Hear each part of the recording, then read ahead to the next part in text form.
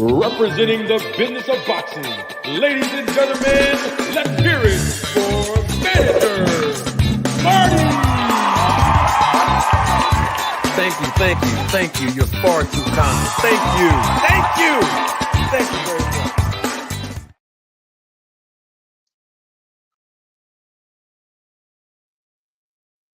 All right, we're live and live in color.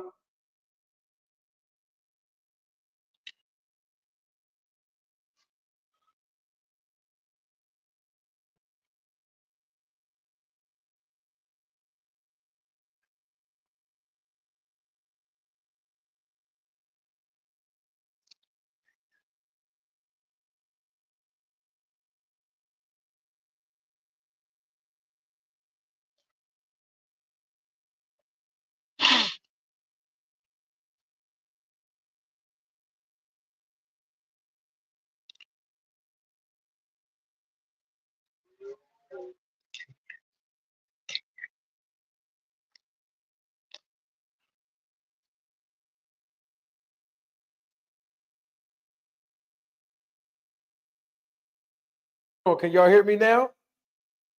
Still can't? You can hear me now? Yeah. All right, here we go. Live and live in color. My mic keeps going off. Why my mic keeps going off?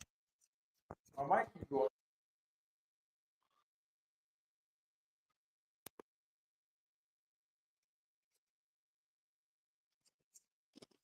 Hold on, we're gonna get this together today. Yeah, see, we live, man. We live. We don't care. We live. I'm around family. We can make mistakes. Hold on, let me make sure. Can you hear me? My mic on? I need an audio check because I don't even know my mic my other mic going out. Know what's going on. We got detailed boxing here. We live. Listen, this is what I love about being live. We authentic. You can make mistakes. You can make adjustments, especially when you're around family. We live. It is what it is. We got detailed boxing here. We're struggling with the streaming right now. But I'm glad that you're all here with me. I feel like I should play the whole audio again, the intro, but I'm not going to play the intro again. It is what it is. We here now. I got my guy Detailed Boxing here. You know we family. Detailed, thank you for joining us today. Before my mic was acting up, I said you could have been anywhere in the world, but you chose to invest your time here with me today. Thank you very much for your time. I know you're going to have some great talking points. We got some big topics to talk about. You know, the Crawford fans have been critical towards you. Of course, you know Crawford fans have been extremely critical with me for the last year and some change, a year and a few months since I've been on YouTube. We are public enemy number 1 and number 2. We have a couple of other public enemies, 3, 4, 5, and 6. But of course, there are other content creators who are friends of ours as well.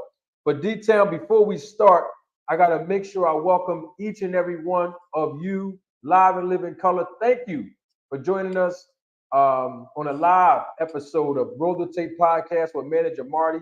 I just want to make sure that we get an audio check real quick because I got my guy Detailed Boxing here. I don't want anybody to miss the information that we're going to talk about today. Can I get a mic check? Can you all hear me loud and clear? Can I get a mic check real quick? Mic check, mic check. I see you all in the chat. Representing in the chat, I see you. Lucky McKinnels, I see you. Patrick Bell, I see you. Crispy Chris, I see you. Electric Agitator. Can I get a mic check?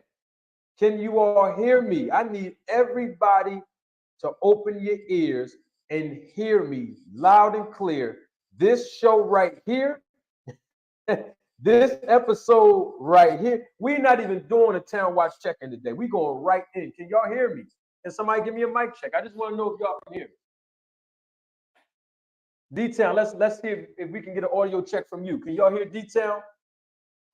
Check in real quick, Detail. Let's see if we can get a mic check on you, D. Can you hear me? It's D-Town Boxing signing in. All right, everybody's saying it sounds good, Detail. Yo, is there any echoing right now? Is there any echoing on me? You gotta make sure, man. Hold on, let me make sure. Chris Sanchez, I see you.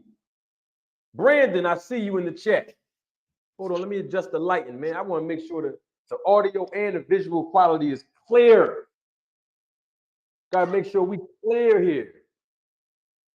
We gotta make sure it's popping. Hold on, let me bring this light up a little bit, man. This ain't no rinky-dink operation detail. You know what I mean? Shoot, just because it's small don't mean we can't put something together. Oh, let me make sure we here. 2 Cents Boxing in the building. I miss you, 2 Cents. I've been going for a minute, but I'm here. Hold on, let me turn the camera on, man. Let me see what we doing. Hold on for a minute. I don't like how that look. I gotta move that over. See, when you with family, you can make these adjustments like this live. Oh, let me I gotta move the backdrop over just a tad bit. I gotta make sure we live and clear right now. Detailed Boxing is here with us. I'm gonna get up right in front of y'all live. See, I ain't like Terence Crawford and Terence Crawford fans. I ain't fake. We live, man. We don't care. We gonna move this backdrop over right in front of y'all, man. Hold on, we gonna make sure we good. Hey, Detail, help me out, bro. Make sure we straight, bro. Am I moving the right way? Nope, I'm moving the wrong way. Right here, right thing. Go the other way. I'm good. Just a little This bit. way right here? You going the wrong way. Go the other way. Hold on for me. See.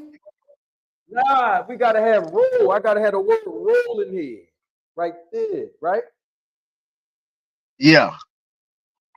We gotta have the word There you roll go. gotta be in there. You see the word roll? Yeah, that's it right there, Manager Martin. That's good. All right, we straight. Yeah, we straight, man. Listen, man. That's why they call me Manager Marty. I keep it real. Hold on for me. Is the word roll in here. Maybe I need to move my chair over, man. Let me make sure we straight, man. All right, it's good enough. We straight? We good? Hold on. Did I just mess my man Detail up? Detail, you here? Oh, there you go. Oh, we straight now. Hey, 2 Cents. Hold on, I gotta do this. Hey, 2 Cents Boxing. Did you check the intro out, 2 Cents? I like 2 Cents. She always gives great observations. All right, hold on, I gotta do this. We gotta start this whole show over, man. I can't start this show. Hold on, let me drop this joint one more time, man, because we have a new audience here.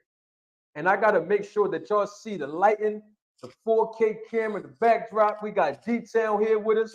You know what I mean? Somebody tell me to move over just a little bit. Which way, Brandon? I think I'm good, Brandon. Hold on for a minute. This for 2 Cents right here, because she didn't see this. And whoever else didn't see this, this for y'all. This is the new intro. All right? This for her. Representing the business of boxing, ladies and gentlemen, let's hear it for Manager Marty. Thank you. You're far too kind. Thank you very much. Hey, 2 Cents. What you think about that, Joel? What y'all think about the intro? Hold on, I gotta make sure both my phones is on mute or do not disturb and all that. What y'all think about the intro? Can I get it? Can I get some feedback? We about to start the show off. We got to do this right. You know what I mean? I messed the whole intro up, so I want to have some entertainment. What y'all think about the intro? That's the intro to the podcast.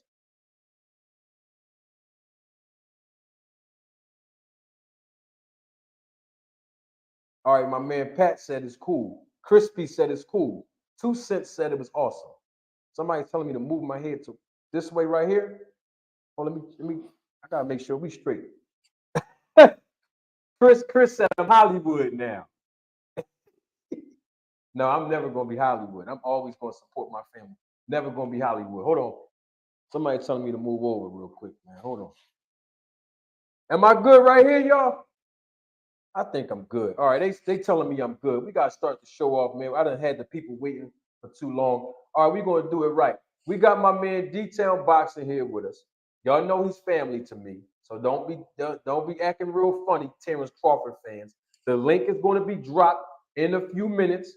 after me and Detail cook for a minute, and I'm gonna fly the kite out there. So whoever want to come up, anybody can come up. It don't have to be a Terence Crawford fan. I invite Terence Crawford fans, but it don't matter who a fan you are, as long as you love the sport of boxing, you can join us. We're gonna talk about this. All right. Now, most of you have seen my video that I posted last night, 2 hours after Terence Crawford did an interview. I don't know if he did the interview 2 hours before I dropped it, but 2 hours before I dropped it, I think it was Fight Hub. I don't know if it was Fight Hype or Fight Hub. Terence Crawford does an interview. In the interview, he said some very cryptic things, some questionable things, some suspicious things about the SNAC program after he was asked the question. Now, I did a video on this just last night. It's the last video that I published, and I made sure I didn't publish no content today because I didn't want nobody to miss it. Y'all already know YouTube has been playing with my viewership, and they have been playing with my money and my numbers. They playing with your viewership too, D-Town. Sure right. You see? So we see what YouTube is doing. Y'all know good and well, Manager Marty don't do no 200, 300 views. But you know what? We take the good with the good, bad with the bad. We don't complain. We make adjustments, and we make sure that we enhance our quality, irregardless of the algorithm. Now that I got all that out the way. Thank you, Brandon. Brandon said he saw the video. D-Town, you saw my video. Before we even get into this whole Terence Crawford debacle in the SNAC program, let's do this the right way and start a right introduction to what's going to happen tonight with Shakur Stevenson, right? Before I talk about Shakur, though, I got to give my family, my guest, opportunity to introduce himself. You already know who he is, but I want to give him the proper introduction that he deserves. D-Town, welcome to the show, my brother. I know I've been ranting and raving for the last, 10 minutes, but I want to make sure the audience understand that we're going to cook and air fry today. D-Town, it's on you, brother. I just want to get an introduction from you real quick, and then we're going to start cooking, brother. Well, the way I start off my videos, this is D-Town Boxing, back again with another one. Remember, like, subscribe, and comment. That's it. All right, now, let's talk about Shakur. We're going to talk about Shakur for I'm going to keep it 100 with y'all. I'm going to be honest with y'all like I always do. We're going to talk about Shakur and this fight with Santos tonight. We're going to talk about that for 5 minutes, y'all. And then we're going right in on this whole Crawford situation. I'm going to keep it 100. At least I'm being honest with y'all. We're going to talk about for 5 minutes or less. Or less. Because I'm ready to air fry on this Crawford thing. Let me stop talking about Crawford right now because I got to get with Shakur. Before I do that, I got a super sticker from a supporter of the channel. I know that we're going to have people supporting this channel with financial contributions all day long today. I'm encouraging you, okay? But we got my guy, Illy Willie. Thank you. Double salute to you. Thank you for your support and contribution to the channel. All right? Now, Shakur Stevenson is fighting on the Thursday night, D-Town. I mean, I don't want to be condescending about this, but it's very rare that a main event attraction who has sold out at the Prudential Center in New Jersey, Shakur Stevenson, it's very rare that we see a fighter of his stature and magnitude of basically developing into a superstar in this business fight on a weekday night, especially in Las Vegas. I think it's good for the boxing community and the fans in Las Vegas to have something to look forward to tonight. But we got to keep it all the way 100 detail. Most people got to go to work tomorrow morning. And so, and then not even just that, but it's going to be airing live on ESPN Plus. And the fight is not going to start, to my understanding, well, the main event that is not going to start until about 10 o'clock tonight, Eastern Standard Time. And people do have to get up for work in the morning time. And that's just on the East Coast I'm talking about. But of course, on the West Coast, it's 7 o'clock p.m. Bottom line is Shakur Stevenson is fighting on the Thursday evening. Detail, what's your take on that, bro? I was talking to a guy at my job where I work at, and we was talking about the Shakur Stevenson fight that's supposed to happen today, and he said it didn't make no sense. You know what I'm saying? So, and he's not. I mean, he watched boxing, but he's an older guy. He's older than me. He said out his own mouth, he said, "It don't make no sense." So I don't know what they doing. I don't know if they trying to bring back Thursday night fights. I mean, I don't know what they trying to do. You know what I mean? I can understand somebody on a lower level than Shakur Stevenson that you trying to bring him up, and you just go throw it out there and see what kind of numbers you can make. But I don't know, man. I don't know their logic or what they trying to do. I mean, maybe they just trying to throw it out there and see how much money they can make. I mean, I'm not sure what's going on.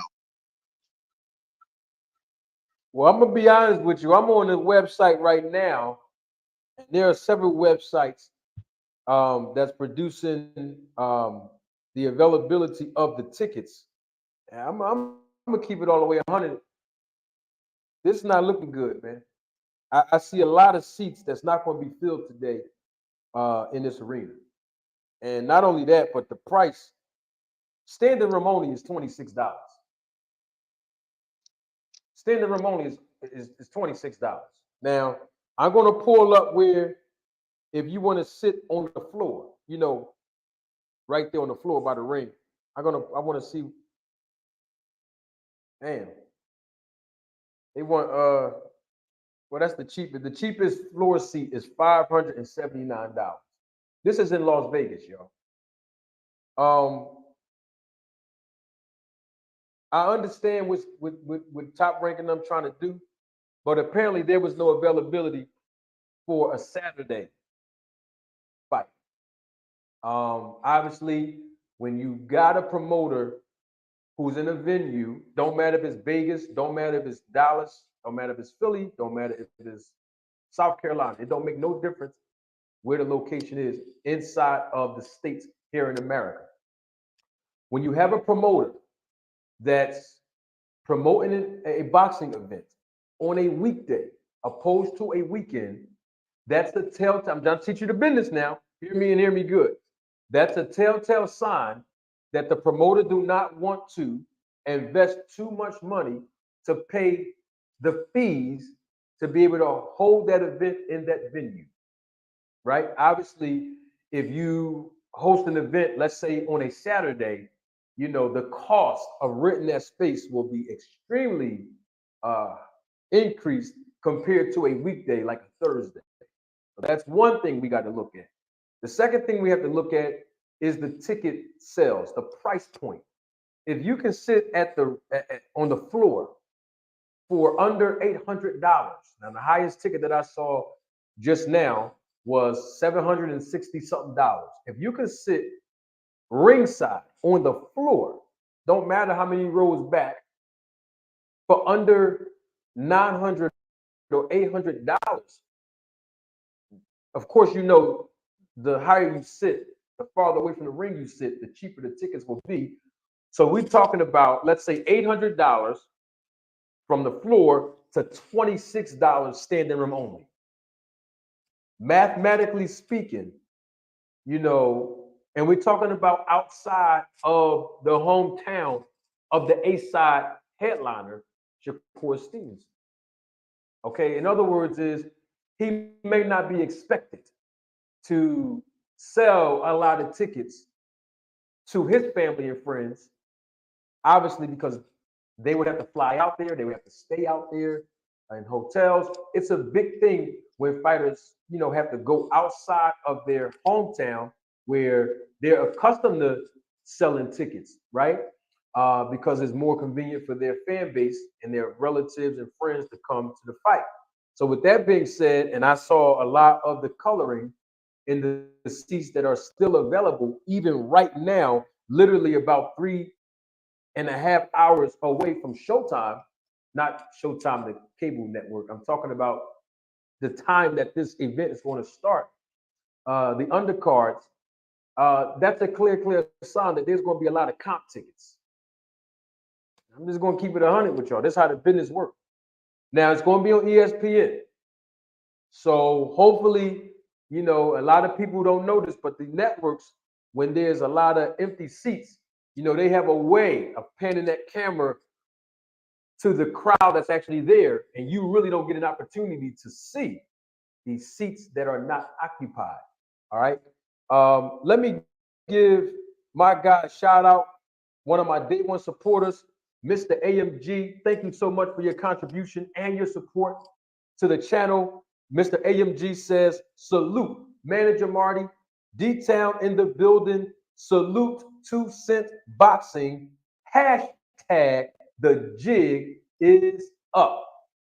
All right. And the reason why Mr. AMG is speaking on that is because I did a video last night. And I told y'all, cold red, the jig is up. Before I start on that, what's your take on what I just said about the price point? Shakur Stevenson fighting on a Thursday night, a weekday. Of course, there's seats that are obviously still available in Vegas, 3.5 hours before showtime. What's your take on all this detail? How does this fight, you know, put Shakur Stevenson in a place of, even if he wins, which he's expected to win, in a place of fighting a big name like Tank Davis, Isak Cruz, Lomachenko. We can't say Devin Haney because he's moved up to 140. But what does this do for Shakur's career, fighting in a venue where it's not going to sell out? It's on a weekday, and we're 3.5 hours away from showtime, and they're still trying to sell tickets. What does this do for his career as a fighter coming up in the ranks to be a superstar? Well, I think that they are hoping that Shakur Stevenson name and his skills and stuff, you know, will sell. You know, the fans will look at Shakur Stevenson, his style, and say, hey, he's a great fighter. He deserves to fight the best fighters at 135. So I think that's what they're looking at. Now, as far as tonight, they knew it was a risk, but they was willing to take that risk. And you know, I guess that's all part of, you know, business. You'll lose some, you'll win some. You might lose now, but you might win later. You know, so they understand that. And I mean, you know, Manager Marty, because you're a manager. So you take a loss here, you might take a win here, as you gamble here. I mean, you just, you know, you pray for the best or hope for the best, and they just feel that Shakur Stevenson, his name, and who he is will be a part of what the fans want to see by him fighting, you know, Frank Martin, Tank Davis, you know, some of these you know, other guys at 135. They feel that he's in the ballpark, and they believe that the fans want to see that fight. So it's either he gonna get it, you know, sooner, or he gonna get it later. So I think that's what they holding their hats on. Yeah, very good point. And because excuse me, and because I understand the business, I can't leave the audience with the sour taste of what I just said on the front end of this when it comes down to Shakur Stevenson regarding the ticket sales and regarding the price point between $800 on the floor all the way up to $26 standing room only, and it's in Vegas and it's on a weeknight instead of a weekend. I have to give this second side of this puzzle, and it's a good thing for Shakur Stevenson, and that is he's signed to a promoter. He's signed to the promoter, Top Rank, in a guaranteed contract. And if you didn't learn anything about what guarantee means, I taught you, the returning viewers and the Road to Take Film Crew members here that's watching live and the replay of this live, I taught you all what guarantee represents when it comes to contracts for boxers. And I'm going to repeat it for those of you that's watching live and live in color that do not remember or don't understand.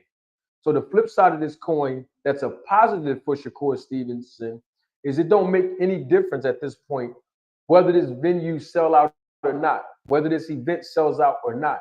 The bottom line is he's locked into a contract with a promoter who obviously is going to guarantee his purse. And there's usually a minimum and a maximum.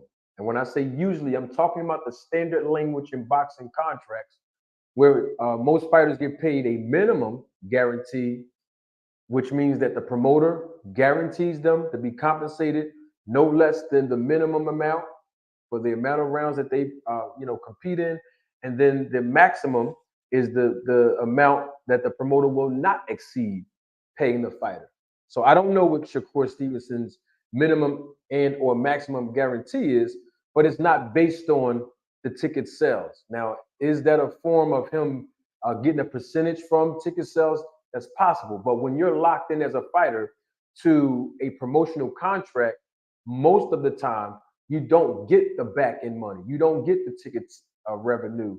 You don't get the broadcasting. You don't get the ancillary rights. You don't get all of the other, incentives that a promoter will get. When we talk about back end money, because you're locked into a guaranteed contract. And I've already proven that when I was explaining this process about Terence Crawford in the build-up and the promotion of this fight with Errol Spence a whole year before they actually fought. All right. And so that process still remains the same, even with Shakur Stevenson. And of course, he signed to Top Rank. Now that we got all that out the way, I said 5 minutes or less. Let's talk about Terence Crawford. Terence Crawford had made some alarming statements in his interview that was published just yesterday. I want to break down his words so we all can be on the same page. But before I do that, I want to give a history lesson. I think it's very important for all of you to understand how we got here today. When I'm talking about I'm talking about D-Town, talking about me, I'm talking about the live viewers, I'm talking about those that are going to watch the replay of this live. I'm talking about all of us. How did we get here today to get me to a place where I had to produce and publish that video last night, Omaha, Code Red, the jig is up, about Terence Crawford and the statements that he made regarding the SNAC program. So let's start all the way back to Terence Crawford in his last 3 fights. I'm going to start there because it's the foundation to what I've been saying from the very beginning. It's the foundation of some of the points that Detailed Boxing have been saying on his channel, along with some other content creators. Now, I just want to start there because that's when I was making my initial observation of the transition of Terence Crawford's style and his performances being enhanced, right? Excuse me. Sean Porter was the first fight that Terence Crawford fought under the SNAC program. You don't have to take my word for it. If you go on SNAC system, their Instagram page, and I've already produced a picture of this months ago, that is when the quote-unquote SNAC program introduced Terence Crawford publicly to the SNAC family in April of 2021, if I'm not mistaken, nearly 6 or 7 months prior to him fighting Sean Porter. He fights Sean Porter under the SNAC program, his first fight. He knocked Sean Porter down twice, ready to finish him. His next fight after that, a year later, okay, November 2022, he fights David Ebenezer. What happens in that fight? We know what happened in that fight. Terence Crawford did something that we rarely have ever seen him do to anyone else. And I'm talking about he knocked David Ebenezer out cold with 1 punch. And then, of course, in his third fight, the last fight in July of 2023, he fought and dominated Errol Spence Jr. I've already done a video, literally 3 or 4 days after the fight, where I said Terence Crawford's performance was enhanced and it looked suspicious to me. We have to start there. Why am I starting there first?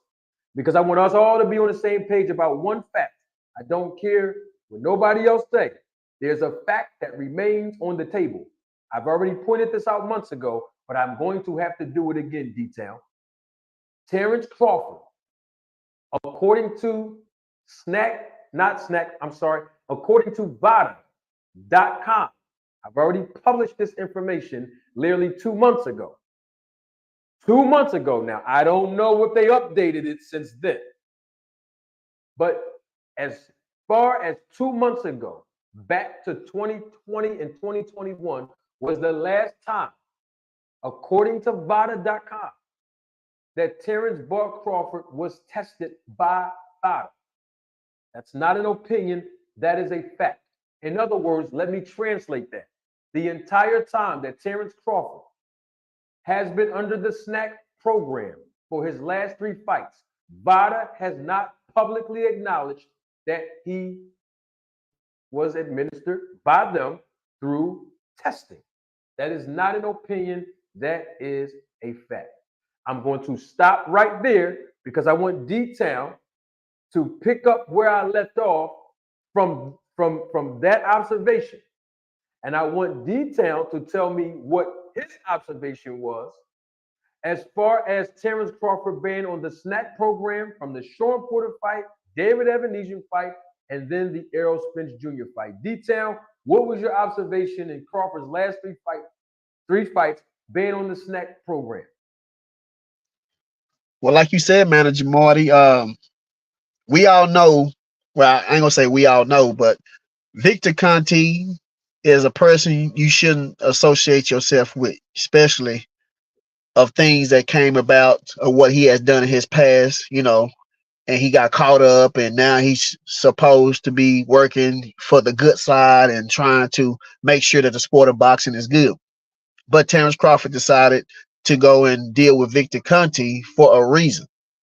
Now, some of his fans say, oh, well, Terence Crawford's skills and abilities alone is good enough to beat Errol Spence. But if it was, then why would you spend your money and deal with a guy who is known for cheating? So Terence Crawford, we all know that it's a process when you deal with Victor Conte or dealing with, legal drugs. It's a process. And Terence Crawford knew this because Victor Conte let him know. And like you said, Manager Marty, it seems Terence Crawford started dealing with Victor Conte around the time he fought Sean Porter. And we saw that, we seen a little something going on with the Sean Porter, but then we also knew that Sean Porter didn't train like he was supposed to for that fight. So we didn't see a lot, but we seen something. And then with the David Evanesian fight, we was wondering why Terence Crawford decided to fight David Evanesian instead of Errol Spence. And Terence Crawford kept saying he's not going to fight him. He's not going to fight the fight behind me. I could go ahead and go to the Hall of Fame, all this crazy stuff. He decided to hold up the negotiation, go ahead and fight David Evanesian. And just like you said, he went in there, knocked out David Evanesian with 1 punch, even though Terence Crawford gloves was unraveling. They knew this and allowed him to continue to fight. And once he knocked out David Evanesian, in my opinion, he had to get the go from Victor Conte before he fought Errol Spence. And once again, after that fight, Terence Crawford felt like that, hey, everything is on the up. Let me go ahead and call Errol Spence and let's make that fight happen. And we understand some people say, why you didn't say nothing before? Well, I can't tell you how a movie go end without watching the movie. You might ask me what I think about a movie. I have to watch it first. Everything that we know is by seeing it first, then we know. Unless if you could prophesy and stuff like that, we know some people can. But regardless, we had to see what happened to put 2 and 2 together to see that Terence Crawford went with Victor Conte for a reason. And like we all said, that he went there because he didn't feel that he could beat Errol Spence alone. If he did, what's the point of spending money with Victor Conte to fight Errol Spence? Just beat Errol Spence straight up and down, like you assume that you can, and your fans assume. So that's my opinion. That's what I think. Got you. Okay. Now, appreciate that detail. You made some interesting points. Let me unpack one thing. 2 Cents Boxing said something in the chat. I want to make sure that we see, all of us see what she said, even the ones that are not in the chat, because I have a comment about it. And I'm going to post it on the screen right now, D-Town. 2 Cents Boxing says Victor, talking about Victor Conte, came out and said he, talking about Crawford, was tested for the Spence fight. He said the claims against Bud were baseless and he is clean. That was from 2 Cents Boxing. Now, if you are a part of the Roll the Tape film crew, you recall months ago, I told you at the fight, while I was there live, there was a member, a staff member, a very, very important staff member who represents PBC. Do you remember that detail? And I asked that member, who I know, by the way, was there any VADA testing in this fight? Detail, if you recall, what was the response that I got when that staff member of PBC told me their answer about whether there was VADA testing in this fight between Crawford and Spence? You mean what did you say after what he said, or what did he say? No, what did he say after I asked him? He said he don't know. He don't know if it was VADA testing for this fight. And he's a very prominent staff member who is very close to the process of putting fights together. And I'm not referring to the promoter, so don't try to quote me and try to, put out false narratives. But the person I'm referring to is very credible. And the man told me to my face, I don't know. I'm going to leave it at that. Now, so that's one thing I want to challenge Victor Conti on. The second thing I want to challenge Victor Conti on, if there was VADA testing in this fight, how come on VADA.com, even right now, live and living color, as y'all can see here, I wish I can plug my phone in and I can put it on the screen, but what's going to happen is it's going to mess the visual up. I'm going to try to see if y'all can see that. Can y'all see that? Where it says VADA? Can you see that detail? Yeah, I see it. You see where it says VADA? Okay, I'm going to scroll down. I'm going to scroll down. Can you help me identify this person? Look like somebody with a big head. Is that Terence Crawford? That's Terence Crawford. Yeah. Now, let's see what I'm scrolling down there, y'all. Listen, I ain't gonna play with you. That's Terence Crawford. And him. This VADA.com.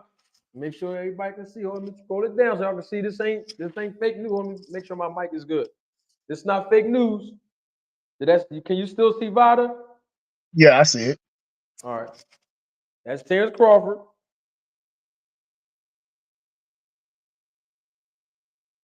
Can you read that detail? Can y'all see that? Some word? It's real bright on my end. All right, hold on. Let me see something real quick. Oh, let me see something. Can you see it now? No, it's still bright. Still bright? Okay, okay. I think everybody live and watching the replay of this live know that I do my best to maintain integrity in everything I do. So I think that y'all will find me credible as I read this aloud, that you know I'm not making this up. October 22nd, 2020. Oh, let me put it back up there. October, and guess what? Out of all fairness, anybody that's watching live, y'all can follow along when I read this one sentence, okay? VADA.com. You can just Google, say VADA.com, Terence Crawford. Gonna come right up, okay? October 22nd, 2020. This is what VADA said on their website. Congratulations to Terence Crawford for successfully completing VADA through November 14th, 2020. That's what it says. That's the updated version of VADA.com. That's the last time that we know of where VADA publicly acknowledged that Terence Crawford tested through their administration through November the 14th, 2020. Now, somebody can say, well, Manager Marty, you're just fishing because you don't know exactly when they update their database. You don't know exactly when they publicly recognize, their fighters when they administer testing. So they probably didn't update it yet, right? I'm waiting for you to say that, because what I'm going to do now is debunk that myth. VADA.com. Let's see if we can see VADA again, D-Town. Can you see that? Yeah, I see it. All right. Who is this a picture of? I'm scrolling down. Who this a picture of, D-Town? It look like Devin Haney. That's Devin Haney. That's him. That's David Haney right there. You see that? Yep. Now, let's read what Vada.com says about Devin Haney. For those of you who think I'm picking on Crawford, for those of you who say I'm hating, for those of you that say, well, Vada probably didn't even update their database and they didn't even update how they publicly recognize the fighters that they test. So you're just fishing, Manager Marty. Okay, let's see what Vada.com said about Devin Haney since they don't update their database. Here it goes. Vada, let me show y'all. Vada, and read along with me too. Go to Vada.com, Devin Haney. You can read these words too. Vada welcomes Devin Haney to our program as he prepares to face Regis Prograis December 9th, 2023 in San Francisco. You see, isn't that Devin Haney's next fight? Looks like Vada don't have a problem updating their database with the other people that they administer tests through. So what's the problem with Terence Crawford's database and information not being updated on their website through November the 14th, 2020? So what I'm saying is, D-Town, is that we don't have any evidence or record that Terence Crawford was tested through Vada after November of 2020 because they've never publicly acknowledged that. So I respect what Victor Conti's trying to do, but you can't do that with the road to tape film crew. Okay? We got to keep it all the way 100. What's your take on all this, D-Town? Well, like we've been saying a long time, we try to give these people genuine facts, and do the research for them, give it to them, show them, and they still don't want to see it. It don't matter what we say. We can slap them across the face with it. They still going to say they don't see it. They still going to say we hate them. They still going to say this. They still going to say that. But then they don't have no problem lying on Errol Spence. They don't have no problem lying on Deontay Wilder. They don't have no problem lying on Tank Davis. They don't have no problem lying on nobody. But we could give them actual facts and show them just like you showing them. And they still go do nothing but just divert to something else to get your attention off of it. They're gonna start saying stuff about you. They're gonna start saying something about us that ain't got nothing to do with the fight. So, we trying our hardest to bring the information to the family. We trying our best, but some gonna take it and some not. Well, Windy City says he hasn't been tested with Vada in 3 years. This is something that I just proved because November the 14th was 2 days ago this year of 2023. But November the 14th of 2020 was exactly 3 years. That's the last time Terence Crawford has tested with Vada administering the test. This is facts. And if they did not update it, I don't know what's taking them 3 years to update it when they just updated Devin Haney's a month ago. And other fighters that they tested. You know what I mean? So basically my point is, which I just confirmed, that since Terence Crawford has been with the SNAC program, he has not been tested by Vada. Now, if somebody wants to prove me wrong, and I'm not talking about hearsay, I'm talking about evidence, I will stand down, I will apologize and make my corrections appropriate. But until then, Terence Crawford have not been tested in 3 years. Now let's move right along with the timeline of history. At the Errol Spence Jr. fight, D-Town Boxing, as soon as the fight was over, I made a phone call. Who was the first phone call I made to right after the fight was over, D-Town? I guess that'll be me. That is correct. I called D-Town Boxing on the phone immediately. D-Town, you don't have to repeat what I told you. I just want you to shake your head and nod if I am being accurate in my description of what took place after the fight. Did I call you D-Town? Have no reason to lie to any of you. Always keep it 100 with you. Now, moving forward, after the phone call, D-Town, 3 or 4 days later, I get on a live. I gave 6 reasons, possibly 7, of why I believe that Terence Crawford's performance was suspicious to me. And I also came out publicly and said that the SNAC program enhanced his performance. In other words, it gave him an edge.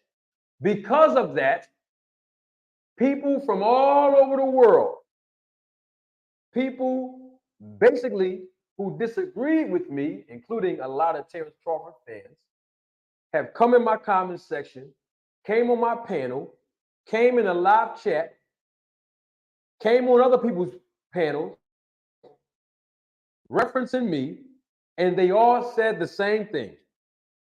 They said, Manager Marty, Terence Crawford is not with the SNAC program. Terence Crawford is just being endorsed by the SNAC program. He's getting a check because he's advertising the logo on his boxing trunks. He's not working out in the gym. He's not taking any supplements. He's not doing anything with Victor Conti. He's just getting paid to promote the SNAC on his trunks. You remember that detail?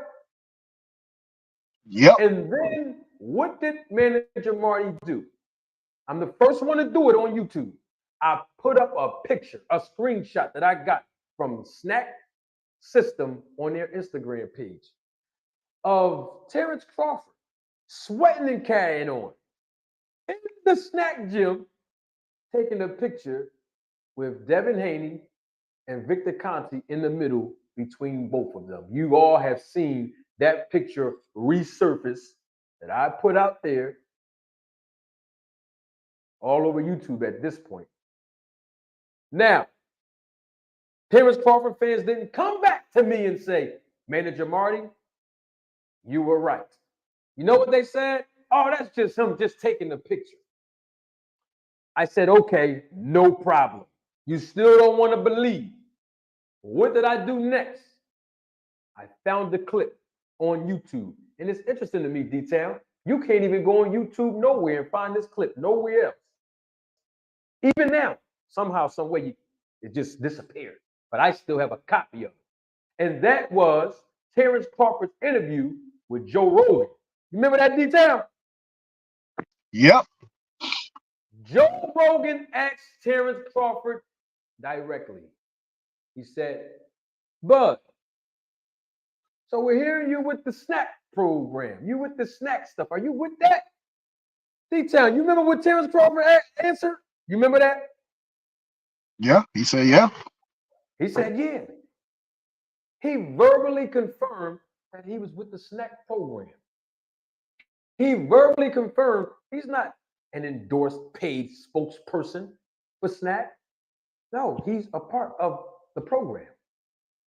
But yet and still, Manager Marty, me, was still being criticized by Crawford fans when I proved them time and time again.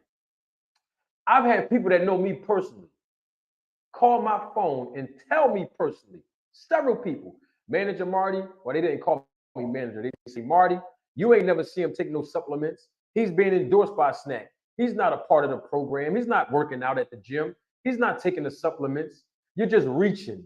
It sounds like you hating on Bud. This is all after I proved time and time again. But people still did not want to believe the words of Crawford himself. I'm doing a timeline, y'all. I'm doing a history lesson so we can figure out why we got and how we got here today. Okay? Now, I'm going to stop right there. Because D-Town, we had another guest that was on this channel, and you was there in the panel. I'm talking about Terence Crawford, homie. The guy LC, detail. You remember when he came up here? Twice LC was on this platform, and LC might be watching right now. LC, if you watching live, and if you watching the replay of this live, I want to say, LC, I salute you, double salute you, my brother, because you a real one. And the reason I say you're a real one, LC, is because you kept it 100. You kept it real. You was honest. When I asked LC, some of y'all that's in the chat was here, and Detailed is my witness. He was on the panel. I said, LC, let me ask you a question. In your opinion, since you know Crawford, you're a personal friend of his, you're not as close to him as you are his nephew, which is your best friend. And by the way, LC also said that he's a teacher and he teaches Bernie the Boxer's son. In fact, Bernie the Boxer's son is in his classroom. Isn't that what he said, Detail? Yep. Okay, then. So he knows Crawford. You know what I mean? This ain't no guy who's just making stuff up. I said, LC, in your personal opinion, why would Terence Crawford go be a part of the SNAC program if his skill set was sufficient enough to beat Errol Spence? D-Town, do you recall what his response was, bro?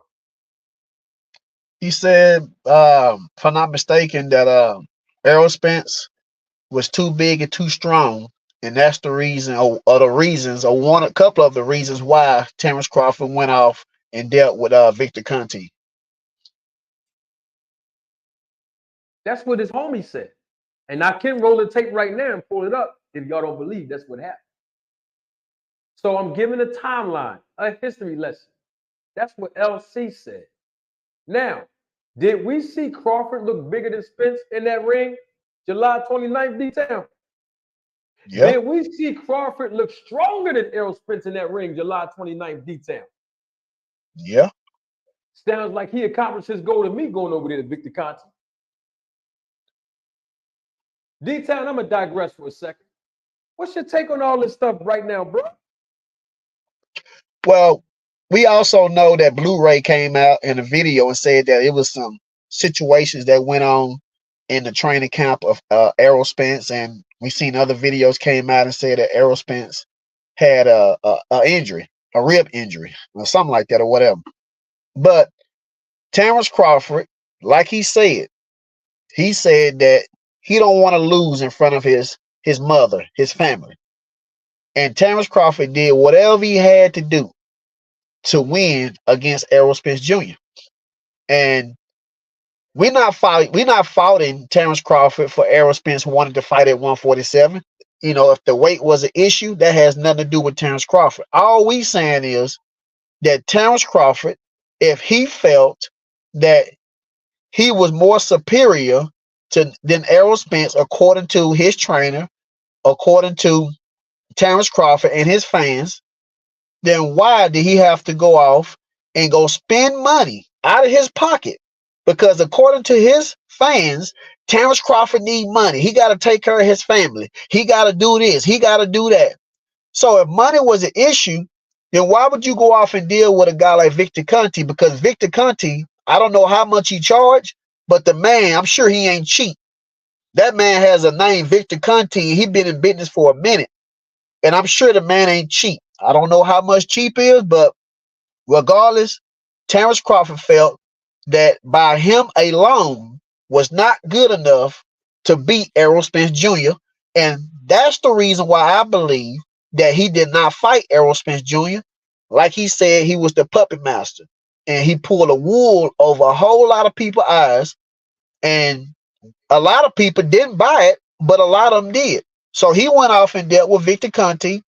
Once Victor Conte gave him the okay, he went and hollered at Errol Spence. So what I see, that Terence Crawford can't beat Errol Spence straight up and down without dealing with substance and things like that. He can't beat Errol Spence. Matter of fact, it ain't me saying it. I can see by his actions that he felt the same way. Well, the thing is, Detail, you're absolutely correct. There's a guy in the chat. I sent a kite specifically for him today. Randy Watson. Don't know if that's your real name or not. And I say that because I think Randy Watson was a character in the Eddie Murphy movie. coming to America. But it don't make no difference if that's your real name or not. Randy Watson, I sent you a gift. It's an invitation, sir. It's right there in the chat, and it's pinned to the top. It's called the link. I flew the kite out there in the chat. Come on up here. I want to ask you something real quick, Randy, because you're saying that somebody's making excuses. You're saying that I'm making an excuse because Spence laws, and D-Town's making an excuse, and people in the chat making excuses. So I want to understand why you're saying that. I want to get your perspective on it. I want to ask you something. So come on down. Tap that link and come on up here. You know what I'm talking about? I want to ask you something. But before you get up here, because I know, because you had enough courage to say it in the chat, I know you're going to come up here. But in the interim of you getting up here, I also have to point out some other facts to D-Town, and one of them is, this is Terence Crawford words, not mine.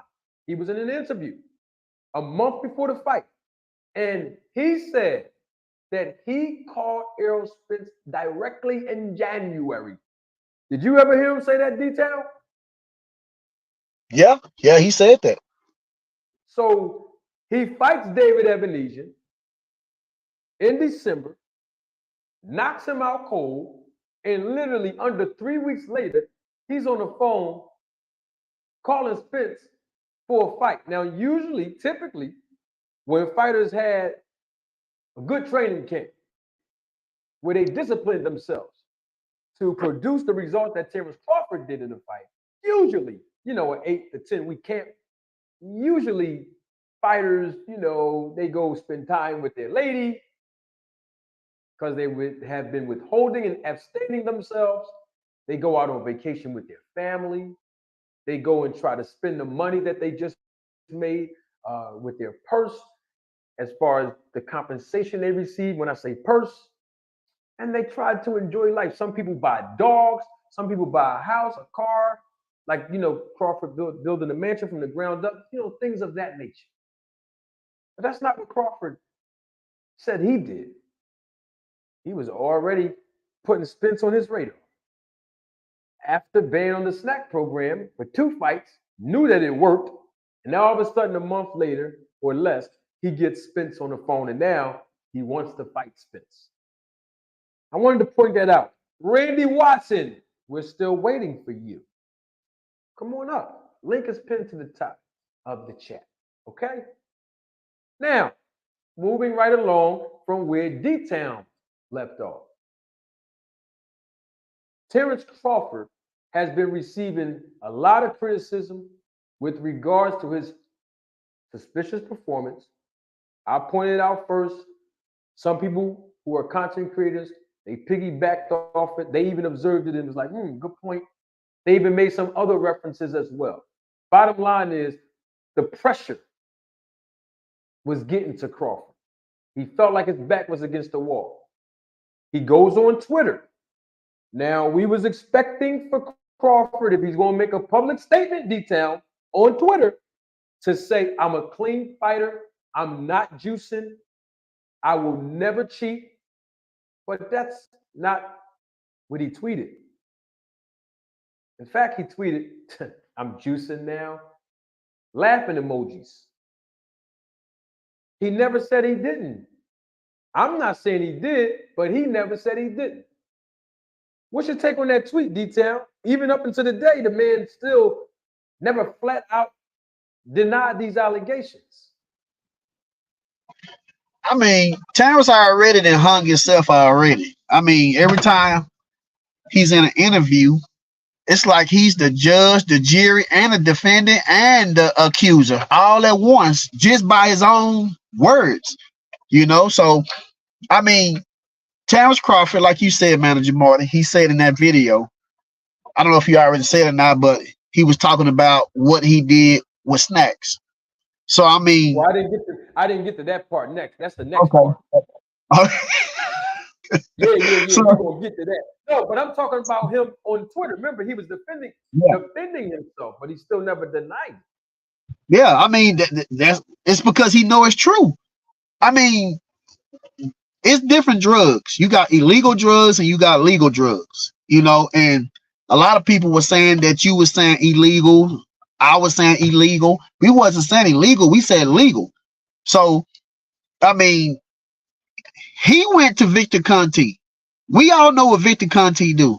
I mean, Victor Conti came out of his mouth and said that you could have strenuous, testing from VADA and they still won't detect it. So, I mean, why did Terence Crawford go to Victor Conti? He could have went to somebody else. So, by right, Terence Crawford know what he did. I think he feel remorseful a little bit. I seen how his face looked, after he won the fight. He was happy, but he knew that it wasn't a total victory for him because of what he actually did behind the scenes. It wasn't a straight up and down Terence Crawford got him. So me personally, Terence Crawford, by him not denying it, I mean, it's letting me know a lot of things. Even Terence Crawford can even deny it. We still don't believe him. You're right, D-Town, about the fact that there are multiple programs of the SNAC program. In fact, we're going to get the Terence Crawford words about that. But before that, let's jump back into the history lesson, the timeline. Right after the fight, D-Town, a Netflix special appears. Hey, 2 Cents Boxing, you remember that Netflix special? D-Town, you remember that Netflix special? Salute to you, Brian Falcon, I see you. The Netflix special, my guy, Mike Biggs Boxing, I see you. The Netflix special, the Netflix documentary was published and produced in the second week of August, nearly 2.5 weeks after the fight between Crawford and Spence, where it was given a quote-unquote story, untold story. They call it the Hall of Shame. For those of you that did not watch the documentary on Netflix about Victor Conti and how he was cheating, how he was doping athletes, how they were cheating the athletes, the protocols and procedures that was used, the methods that was used to cycle on and off, how Victor Conti got caught, the FBI agent who discovered it. All of that is on the Netflix special. And Victor Conti is very transparent about all the facts on how he helped these major athletes juice and cheat and use illegal performance enhancing drugs. So once that happened, now I publish content where I'm wearing the SNAC paraphernalia, like the SNAC shirt. And then I had the SNAC product that came with the shirt, the pre-workout, which was very, very good, by the way. It tastes like Project Kool-Aid, if you ask me. But it worked. Felt good. I mean, I felt so good with that pre-workout, with that SNAC program.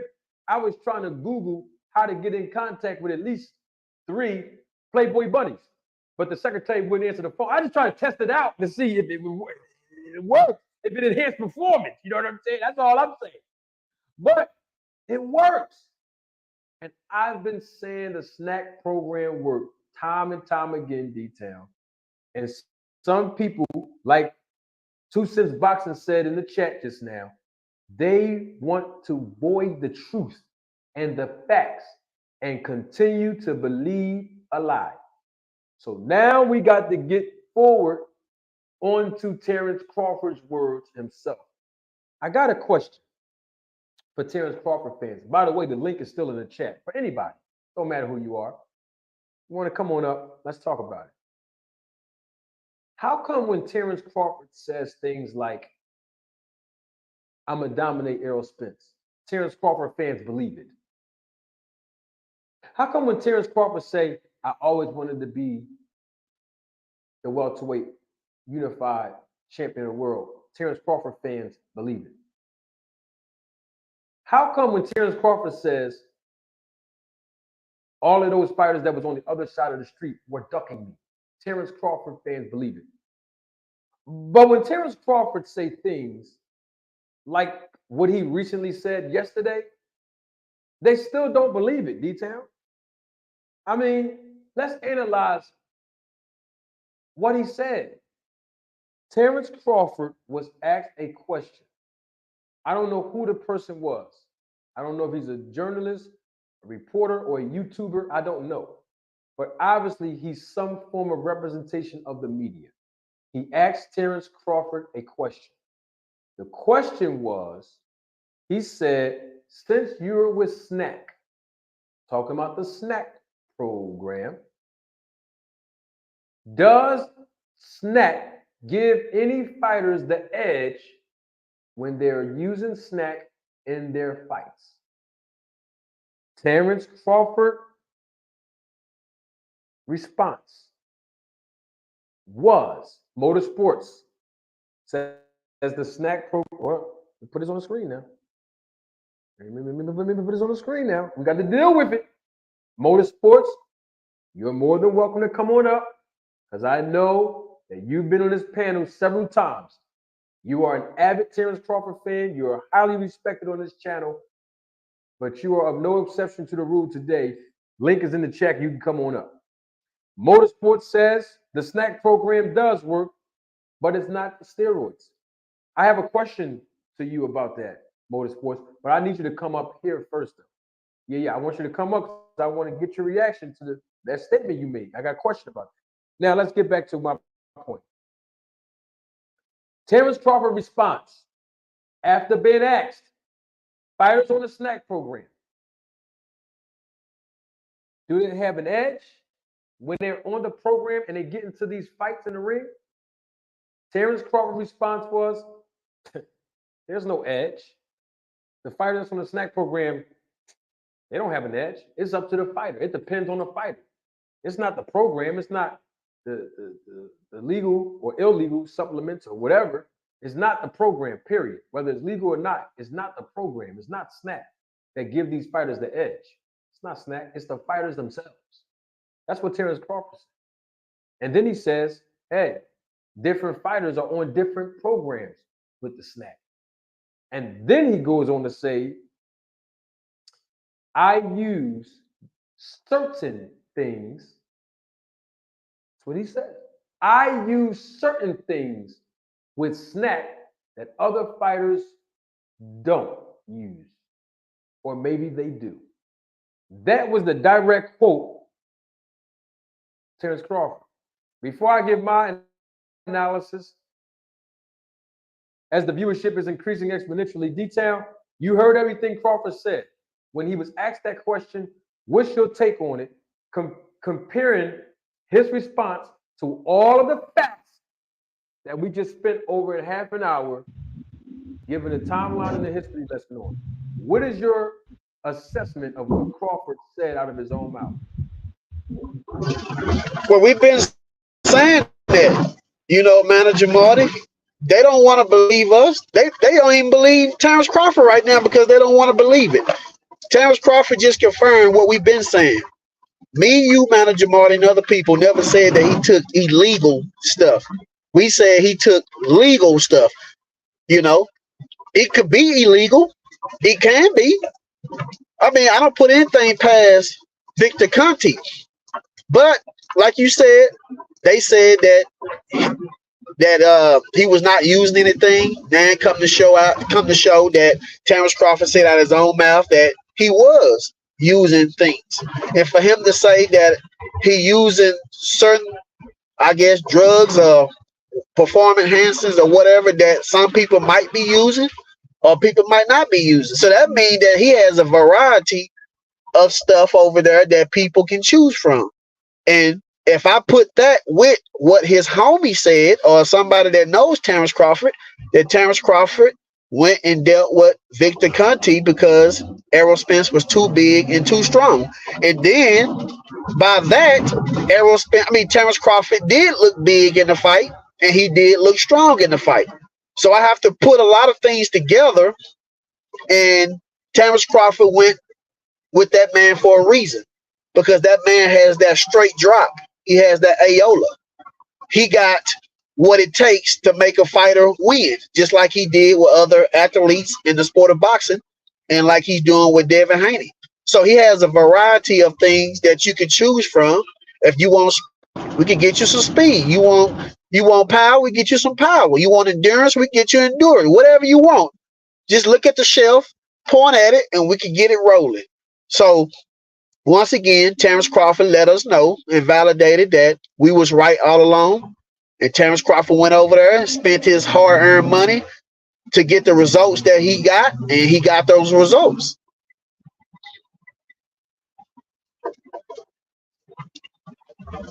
Very well said, detailed boxing. Well, 2 Cents Boxing told me to roll the tape, and that's exactly what I'm going to do. This is what Terence Crawford said yesterday in an interview. I want to make sure that what I quoted it was accurate, and we can all hear it together. This is Terence Crawford being asked about whether fighters on the SNAC program have an edge in the fight, and then Terence Crawford responds. Don't take my word for it. Roll the tape. I feel like he's going to have to win in tremendous fashion to get the victory.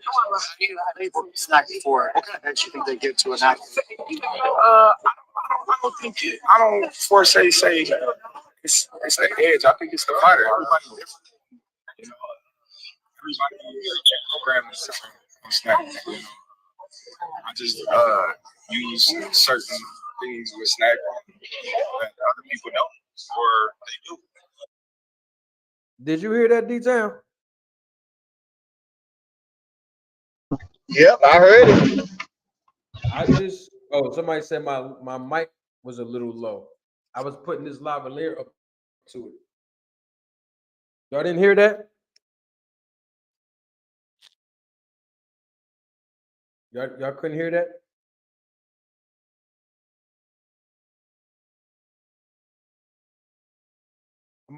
I will go get my iPad that has more of an enhanced audio. Were you able to hear that, detail? That was the words of Crawford. I heard majority of it. Some of it was a little bit low, but I did hear what he said that he at the beginning about him that it don't give you the edge and things like that. And then I heard it kind of faded out just a little bit, but then it came back in when he said that he took some things that maybe some people took and maybe some people didn't. Yeah, so that's basically what he said. And we got a guy named Israel Bound. I think this is the same Israel. Hold on. I think this is the same Israel that was on the channel before. I'm not sure. He is a Terence Crawford fan.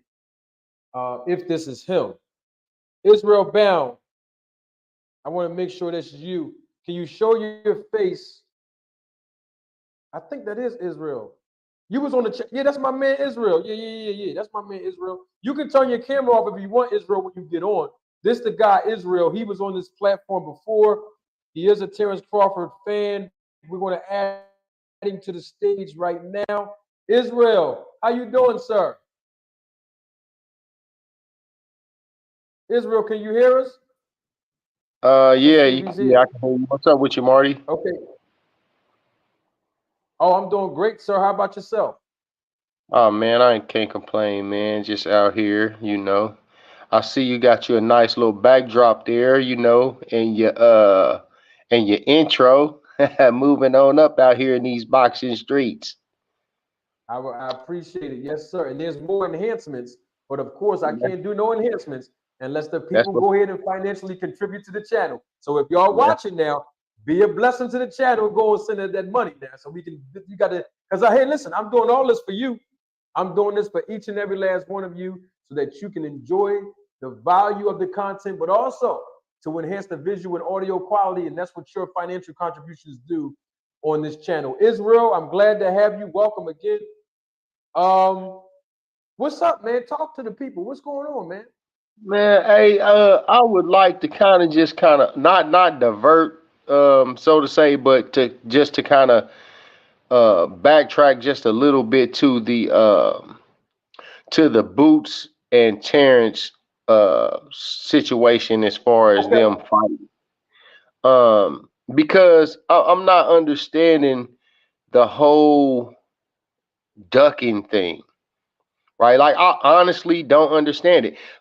Because what what would the non-Terence Crawford fans be saying if he somehow wiggled out of the rematch with Earl Spence and fought Boots? Let's just say he fought Boots and didn't fight Earl. He's in a no-win situation because they like, oh, he knew he couldn't beat Earl at 154. That's why he stayed at 147 to fight Boots. There's just no way that Terence Crawford could have came out on the plus side of this no matter what. Because one thing we do know and we can prove is that the rematch clause was already in place, you know what I'm saying, before Boots even became an issue with Terence Crawford ducking him, because Terence Crawford didn't have the IBF belt. Earl did. I agree with you, Israel, but let me answer it this way. Since you said that Crawford did not have the IBF belt and Earl Spence did, and you are right, and that's why Bozy, the trainer and father of Boots, was petitioning the IBF a whole year prior. But you were correct when you said Crawford didn't have the IBF title. But Israel, Okay, I'm sorry. Go ahead. Israel, let me take my glasses off because I want you to hear what I'm saying. Crawford did not have the IBF belt. You're correct. But he had the WBO belt when Boots was ranked number 2, and he got on Instagram Live and said their names never came up. What's up with that, bro? Hold up. Wait a minute. We need answers. Okay, yeah, here they go. That's all of that's documented. If I can remember correctly, Boots had an opportunity to go fight the WBO route, and he chose the IBF route instead. When? Tell us when. Right before the Abenesian fight, if I'm not mistaken. Huh? Yeah. Say that again. Okay, but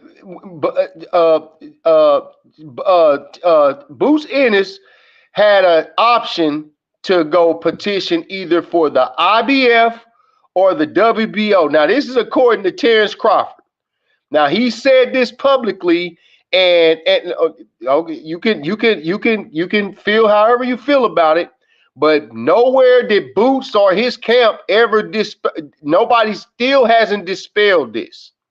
That instead of petitioning for the WBO to fight Terence Crawford, he petitioned the IBF, which you just validated because you said that he did it over a year ago, right? Yes. Let me tell you why it happened. So, and then the last question, then I'm gonna let last thing, and then I'm gonna drop the mic. Where was all of this ducking energy when Earl Spence had the IBF belt and Boots in his petition to fight him over a year ago? I got you. I'm gonna clarify two things. I'm gonna clarify your statement first about Boots not going the quote unquote WBO route. Then I'm going to answer that question about Errol Spence fighting Boots. Now, let's deal with this and unpack this in the order that it was received for quality assurance purposes. Israel, you're telling me that Boots did not go the quote unquote WBO route because you heard Crawford say that on $1 million worth of game. That's what you're talking about when he was FaceTiming Bozy and them through Wallow and Gilly. Now, I say that because Crawford said, why didn't y'all go the WBO route to become my mandatory? So now I got a question for you behind that. Was David Ebenesian, who was ranked number 6 with the WBO, was he Crawford's mandatory, bro? No. Thank you. So I just dispelled that. Now, no, you didn't dispel it because how did you? No, let me tell you how you did not. Because where does that place Boots at? How does that alleviate the fact that Boots didn't petition for it at all? Bruh, you're missing my point. Why would Crawford skip over WBO number 1 ranked fighter, WBO number 2 ranked fighter, WBO number 3 ranked fighter. WBO. Hold on, wait. Who's the champion at this point? Wait. Israel. Go ahead. Go ahead. WBO ranked number 5. He done skipped over 5 number ranked WBO competitors to fight David Ebenezer, a guy who was already scheduled to fight a month prior to when they fought in another country. Why would he do that, bro? Listen, you talking about what he did. What I'm saying is that your mic is on. It's got static though. It's got static though because as a petitioner, as a ranked fighter, if you want to be a great, if you want to be a champion, it's your job to petition for your championship fight. As a champions go pick who they want to fight. If you got a case in point, what do you mean what? What do you mean what? What do you mean what? What do you mean what? Did Crawford pick David Ebenezer? Did he or did he not? Did Crawford pick David Ebenezer? Who picked David Ebenezer? Crawford. Right. Did I just not say champions pick who they want to fight? No, you said it didn't. No, that's what you heard. That's not what I said. Okay, well, maybe, because I'm driving. Maybe that's not what you said. That's what I thought you said. That's not what I said. No, I said champions. Now you got your mandatories in there. Go ahead. Go ahead. You have your mandatories in there. Of course, we know that those got to be taken. Outside of those, let's just say at the time, let's just say Boots was ranked number 3 or 2 or whatever he was at the WBO. What stopped Boots from saying, Terence Crawford, fight me to where the hell? Like, hey, listen, when Terence Crawford wanted to fight Earl Spence, who the hell was out there saying, where you at, Earl? I want to fight you, Earl. Pulling up the fight, saying, what's up, Earl? Let's get it on, Earl. Where Boots been at? Where's that energy at? Hold up. Where's that energy at from Boots Ennis that y'all sitting here talking about wanted this damn fight so bad? He called him out. What you talking about? When? His father said it and Boots said it in a video. No. I'm asking you, when did you hear Boots Ennis call Terence Crawford out? When did you hear David Ebenezer call out? Oh, no, there you go. I'm gonna ask you again. I'm gonna ask you and Marty again. When did you? I'm gonna ask you and Marty again. When did you hear Boots Ennis petition to fight Terence Crawford one time? Why he got to petition somebody? Because he want to be the champion. What do you mean? Come on. Israel, hold on for a minute. You're talking to me, a manager, about the process of communicating with a sanctioning body. You don't know the process. Let me help you out for a second. A fighter cannot just arbitrarily petition a sanctioning body unless they are within a certain amount of number. And when I say number, I'm talking about the ranking. I understand that, Martin. Hold on for a second. So if you understand that, you still did not answer my question of why did Crawford fight David Ebenezer, ranked number 6 with the WBO, who was already scheduled to fight on another person's card. I'm going to show you how you falling on your own sword, which is always bad in warfare. Can you listen, it's non-top. Hey, in the world of debate, which I come from, that's called non-topical. It doesn't make any difference. That's why I'm totally ignoring it. Because what I'm saying to you is this: when fighters, just like we got Devin Haney and Shakur Stevenson and so many other fighters that we can name out here screaming each other's names, talking about, hey, I want the fight. I want this fight. I want this fight. We're not saying I agree with you. No, they can't arbitrarily go and do this, like you said. But when has that ever stopped any fighter who wanted to smoke from saying, fight me? Bruh, you're trying to Cricket. mix apples Yeah. and oranges. No, it ain't no apples and oranges. When Terence Crawford wanted to fight Earl Spence, he clearly let the Calm world know down. it. Yelling. Israel, relax. You're going What to are you bust yelling a for? vessel. Because that's my nature and can't nobody stop me from doing it. Israel, I got you. Hold on a minute. I don't want us to get lost. You ain't getting nowhere with that thing. Yeah, hold on. You ain't answered my question either, whether I screamed it or I whispered it. Hey, let me whisper it. Why didn't Boots Ennis petition or say anything about fighting Terence Crawford up until he got the belt in the email? No, that's not true. And I'm going to tell That you is true. Hold on, relax. I'm going to tell you how it's not true. You don't want to listen. I'm listening now. I'm going to tell you how it's not true. First, I want to answer your question about Spence. You said, but Boots never said nothing about Spence. Yes, he did. No, I didn't say Spence. I said Crawford. I heard you. Hold on. You said Spence, and then you said Crawford. Okay, you right. I did mention them both. I'm sorry. Go ahead. So with Spence, when he finished fighting the guy, Clayton, I think, that black guy on Showtime, Errol Spence was in the crowd. They asked him about fighting Earl Spence because they said he's the big fish. And Boots said, yes, I want to fight Errol Spence. Now, Bozy has been on record. Bozy has been on record countless times, by the way, on YSM Sports Media's channel nearly a year and a half ago.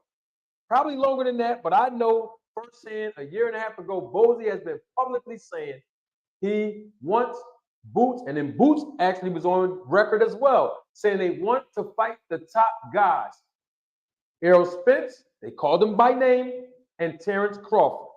Now, when was this, Marty? Bro, hear me. I just told you it was way before Crawford fought David Evanesian. I tell you that. So what I'm saying to you, because he fought David Evanesian in December of last year. So what I'm saying to you is that when you talk about you understanding the process of petitioning the sanctioning bodies, when you're ranked, that's what I was saying earlier, when you're ranked and a certain number, let's say the top 1, top 2, top 3, but really it's the top 2, honestly. That's why I'm saying that Boots I agree. Number 2 in WBO. Israel, hold on, let me finish. Boots was ranked number 2 in the WBO rankings, and Terence Crawford was the champion. Boots don't have to file a petition to nobody because he's in the top 2 to be able to challenge for a title. That's number 1. Number 2, your guy Crawford was on live IG saying verbatim in third person that people were saying, why you ain't gonna fight Ortiz? Why you ain't fight Boots? And he said their names never came up. I did a video about that, and I'll say it again what I said then. Their names don't have to come up when you're ranked number 1 and ranked number 2 in the WBO. Let's be clear on something that we can agree to. Terence Crawford don't want to fight Boots. You know it, I know it, D-Town know it, and everybody else watching me know that he do not want to fight Boots. It don't make no difference for the reason. And if I was managing Crawford, I wouldn't recommend him fight the guy who's 10 years younger than him too, that can actually beat him. So I'm not blaming Crawford for not fighting, but don't sit up here and say that quote unquote Crawford, he fights his mandatories, because guess what? Terence Crawford had another mandatory for the IBF. And guess what his name is? The interim champion, Jerron Boots Ennis. And you didn't hear Crawford say, I want to fight my mandatories. When Boots was IBF, this where we come into the heaviest of crossroads. Terence Crawford became the IBF champion July the 29th. So that we all can agree on. All right. Now The minute he beat Earl Spence, he became contractually obligated to fight Earl Spence. You Who? know it. Hold up. Who? Terence Who? Crawford, who else? What about him? On July 29th, he became contractually obligated to fight Earl Spence. Yes. Okay, Yes. you know it. D-Town Boxing know it. Jerron Boots Ennis know it. The IBF knew it. And yet y'all still sitting here talking about why Terence Crawford ain't fighting Boots. Okay. Now, can I respond to that? Thank It you. Yes, I am. sounds stupid. Hold up. You said that he was obligated to fight Earl Spence. That ain't what I said. That's what the contract says. Are you talking about the first fight or the rematch? I'm talking about the rematch. I'm glad you said that. Stay right there and don't move. I'm glad you said that. Don't you remember a guy named Tyson Fury? You remember him? Yeah. Okay, what about a guy named Deontay Wilder? You remember him? You definitely don't want to go down that road. You definitely don't want to go down that road. I didn't ask you that. Do you know Deontay Wilder? Absolutely. All right then. Before they fought in the rematch that was in the contract, didn't Tyson Fury fight somebody in between that fight of the rematch? Yes Hold or up. no? Yeah, he did. But didn't he get sued? Didn't he get taken to court for it? I didn't, bro. I didn't ask you that. I just asked you a yes or No, don't leave that out. No, because you're being deceptive. No, I'm not. You're not answering my question, so you don't know what point I'm I making. did answer the question, and the answer is yes. No, But did he not break his contract obligations to do that? No, because here's the thing. Well, I don't know what their language was in the contract. But guess what? We also do know, according to what Terence Crawford said yesterday, there was no date in the rematch. Was it? Hold up, look. It's an immediate rematch clause. This man did not answer my Terence question. Crawford said that what he does know is that the next fight that he's obligated to have is Earl Spence Jr. Great. I'm glad to hear that. What weight were they so going to be scheduled to fight at? The contract says at 147. How do you know that? Because that's what Terence Crawford said it says. No, he didn't. Yes, he did say that. Hold on. Great.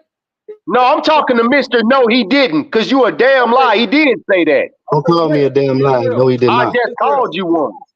You're lying then. Okay. Roll the tape, manager Marty, or tell your guy that he's lying. Yes, sir. Let's be respectful. Let's be respectful, gentlemen. All right. I can pull that off. Now, check this out, Israel. No problem. No. Do you? But we gentlemen here. What I'm saying is this. You said that Terence Crawford said, like his word is gold, that this fight was supposed to be at 147 pounds. So then if that is the case, and I'm glad you brought all this up because you didn't want to follow my path to Deontay Wilder and Tyson Fury. I did follow your path. You didn't make your point. No problem. I got something for that though. If that is the case, that this rematch was supposed to be immediate, can you please answer the jury this question? Why was Terence Crawford on everybody's platform and publicly on Twitter talking about he ready to move up to fight Canelo Alvarez after he fight Charlo? I'm saying, how does that? Hello. But listen, he said. But when did he say he wanted to fight Charlo? He said he wanted to fight Charlo after he beat Earl Spence, right? Oh, he was trying to get out of the rematch. Hold up. He said he wanted to fight fight Charlo after he fought Earl Spence. Did Crawford say that? Yes. He said, after I fight Spence in a rematch, I want to fight Canelo. Yeah, No, he said he wanted to fight Earl. I mean, he said he wanted to fight Charlo. Was the original plan? I didn't ask you about the original. I'm talking about after July 29th, when he said he wanted to fight Canelo. Did he say that he wanted to honor the rematch first and then fight Canelo? Yeah. No, he didn't. Yes, he did. Yes, he did. Yes, he did, and I can prove that all of y'all lying. Listen, you prove yourself, you lying. Hold on, everybody mute. Hold on. Everybody mute. We can't talk at the same time. Terence Crawford's friend. I forgot the guy's name. I forgot his name. I think that's the same guy that was on AM Sports Media, but he was in a tweet and he said he didn't even want to do the rematch with Errol Spence. Remember that? And he wanted to go straight up to fight Canelo. Right. You remember that? Right. Listen, but hey, listen. Yes, I do remember that. But listen to this, Marty. Hold up. He also said that the camp said that they was hoping that Earl Spence wouldn't take the rematch because he didn't want to have it because he wanted to move up to fight Canelo. But wait a minute. But he still said that I have to honor that contract no matter what. So if Earl Spence activates the rematch clause, he's obligated to take the fight. Period. Not true. They had a disagreement over weight. True. That is true, man. This dude don't even know what he's talking about. Man, they had a disagreement of weight. Either they're going to have it at 154 or 147. Earl don't want to have it at 147 because he was weak. Terence wanted to have it at 147. It's not Earl's choice. It is Earl's choice. How is it Earl's choice? You see how this man, you got a man up here that don't know what the hell he's talking about. Earl is A-side. Earl Spence even acknowledged that it's Terence Crawford's. No, he did not. When you said when you choice. So listen. Okay, when? Man, hold up. First off, when he acknowledged that? First off. When he acknowledged that? First off. Manager Margie, can I get my cook off? Excuse me, sir. Hold up. Can I get my cook off? Y'all already admitted that y'all don't know what the contract says. All of y'all. You don't neither. You don't neither. No, that's fact. That's a fact. So I can only go by what the participants of the contract says, right? Until proven guilty, they know better. What did Spence say after the fight? He said, "Yeah, I want the rematch. I want to run it back, and hopefully we can have it at 154 pounds." Why would he say hopefully at 154 if it's his choice? If it's his choice to make, then why would he say hopefully? Man, shut up. You don't know what you're talking about. First of all, hopefully, Terence Crawford will honor. Terence Crawford already said he was honoring the rematch. He wasn't trying to honor the rematch. Look. All right, so Windy City. Hold on. Windy City, yes, sir. On. Motorsports. When? At what point? Detail, and I see you. Israel. Hold on for a minute. I'm glad you're bringing all of this up. So if the fight between Spence and Crawford is supposed to be at 147 pounds. That's what you're saying that Crawford is saying, right? Mm-hmm. Right. Huh? Mm-hmm. Right. Then why? Okay. So then don't give it to him, Mark. Bro, mute your phone, bro. I'm trying to ask you something, man. If that is the case, at the post-fight press conference, when Errol Spence was asked the question about what weight the rematch going to be in, and Errol Spence said 154. Terence Crawford said he don't mind fighting Errol Spence at 154 pounds because he can't make the 147-pound weight either. Did you hear Crawford say that? Mm-hmm.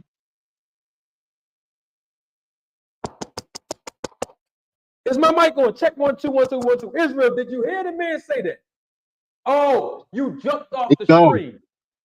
He gone. You jumped off the screen, Israel. But yeah, what up, Marty? D-Town Boxing, my boy. What's going on? What's going on, man, Jamal? Motorsports. What's up? Hey, man, I'm good, brother. You a Crawford fan? Let me ask you a Absolutely. question then. What's Since up, your brother? man ran off. Crawford said he's having problems making a 147-pound weight too. After he agreed out of his mouth to fight Spence at the post-fight press conference at 154 pounds in a rematch. Did you hear that? He didn't agree to it. He said he would do it, but he didn't like it wasn't no form like agreements like they sent a contract and he agreed to it or something like that. Motorsports, you're going all over the place. If a man say that he's going to do something, that's an agreement. You do realize that, correct? Yeah, but no, not in this boxing business. Because You trying to tell me about the boxing business? I've been seeing this boxing business. Yeah, I am gonna lie. Since I've been a fan and I've been into this boxing business, it does not go like that in boxing business. These dudes be saying the one that been doing the funny business. They just be saying anything. Crawford, the one that been doing it though. Okay, great. No, it's not. Man, listen, Crawford, he said that he wouldn't have a problem fighting at 154. But then after he said that, he also said that it stated in the contract that whoever wanted to fight to be at a different weight, that they had to put it in writing and put it. And then he also stated that nobody has written and put it in writing that they wanted to fight to be at 154. So he was saying that to the best of his knowledge, the fight is at 147.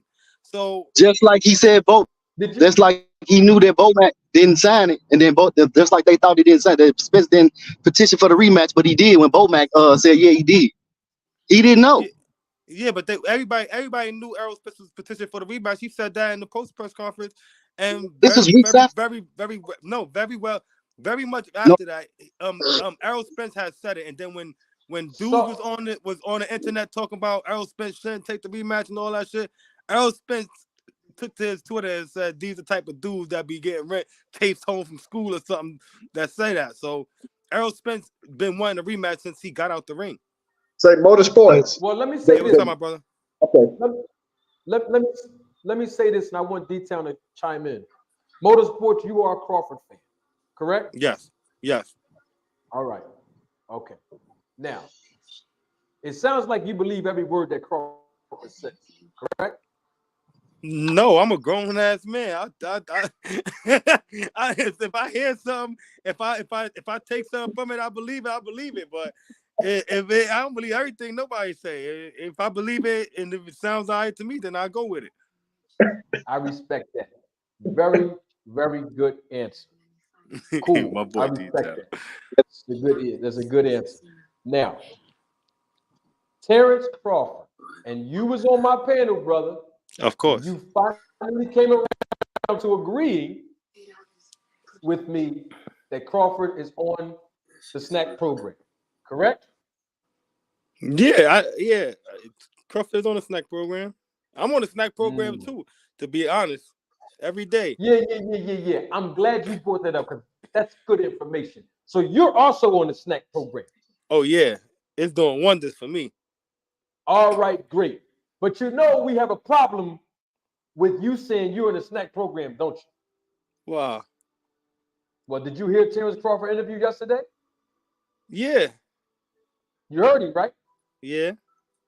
He said there's different types of SNAC programs. Did you hear him? Mm-hmm.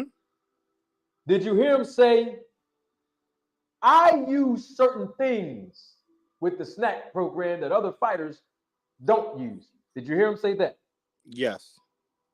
So the SNAC program you think you on, that ain't the same SNAC program that Terence Crawford is on. You realize that, don't you? Yeah, Manager Marty. I mean, listen, I'm messing with you, bro. But let me reframe the question. No. You know what? Excuse my language.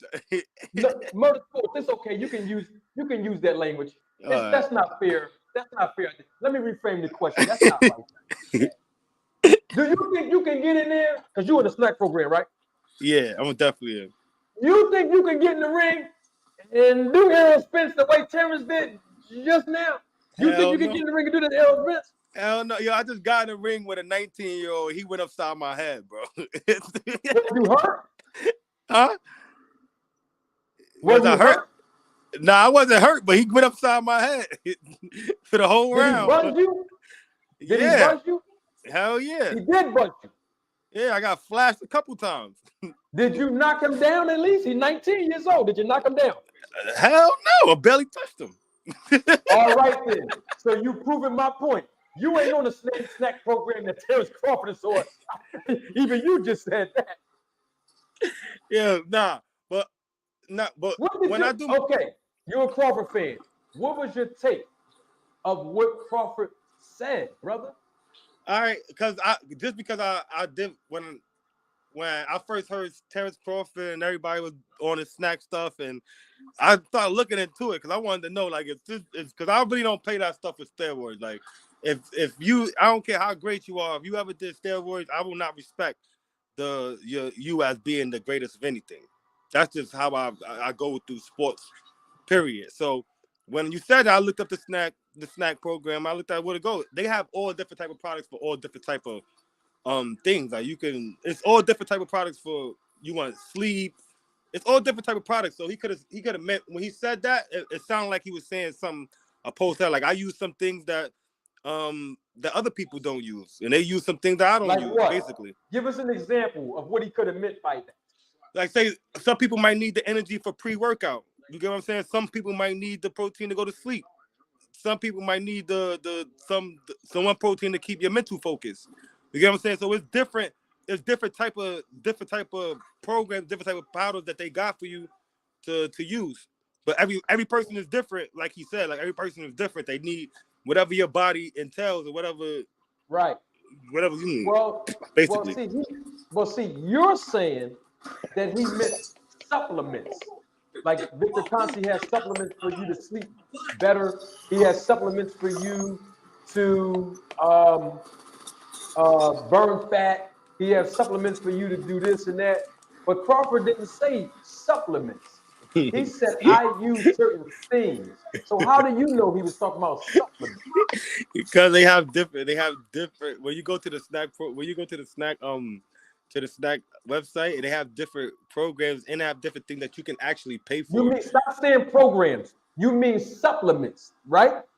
No, not supplements. Actual programs where they send you a workout. They tell you what to do, and some things they even tell you how to eat. I was on the website. I was on there, gang. Okay. I was on there. So if you're saying that, then what you're actually saying is that the snack program doesn't work. Or are you saying the snack program does work? The snack program works because I'll be putting in work. Okay. Now that you said it works, what evidence do you have to substantiate your claim that the snack program works? Oh, as far as the I use Expedite, and it works for me. So that's my proof. You feel the enhancement of your performances? Yeah, especially when I'm in the gym.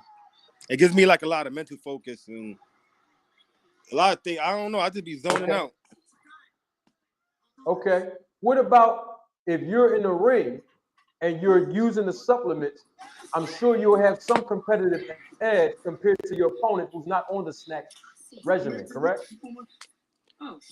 Not really. Cause it's not like it's good. It don't make you.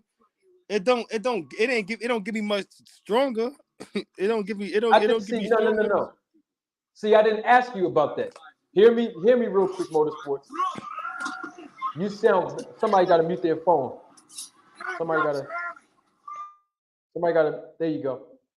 My question again is, when you're taking the snack, you said that you feel the improvement of your performances. Your performances are enhanced to the point where you notice and recognize the difference with you being on the snack products than you're not on the snack products. So I asked you, when you're sparring in a ring or when you're working out in the gym or whatever you do with the snack products, you know that there's a competitive edge or advantage that you have over the person that you're sparring who's not on the snack.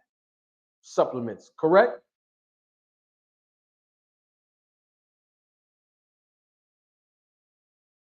No, that's it's not like that. It's like an energy drink. It's like you taking the Gatorade or something. It's not like Right. it's So you not More don't like feel no advantages over the 19-year-old young boy that you was sparring. You didn't feel yeah, no advantages over him while you at was all. on the snack product. At all. You didn't feel no advantages. I don't feel no advantages over nobody in the gym really when I'm in the So if gym you over this. don't feel any advantages, then how can you sit here and say it works? Because I mean I'm 34, so you know, and I'm busy. And So I Terence run. Crawford is like 36. So Yeah, how but can you say it I run works if you don't feel any advantages? I run a couple businesses, so I'll be like, you know, so sometimes it's kind of hard for me to get up out of there, get up, and actually go to the gym and actually work out. So when I do take when I do drink a bottle of the snack, I do feel all right. I do feel like a little energized, but Okay. it's not like So, I go there and I'm stronger and no, it's just like I'm able to, you know, to focus. Just I'm, like if I I'm, was to just asking, smoke a blunt or anything, same thing. I'm asking about your performance being enhanced. It's not about just being stronger. I'm talking about your performance now. You don't feel no advantages, like in the reference that you made when you were sparring the young 19-year-old. You didn't feel any advantages that you had the snack supplements in your system, and he didn't. You didn't feel no advantage over the young man? At all. All right, can you mute your phone? Because I hear a lot of feedback. So you didn't feel any advantages. So then my question becomes, what day are you going to stop using the snack product? Just give us a day.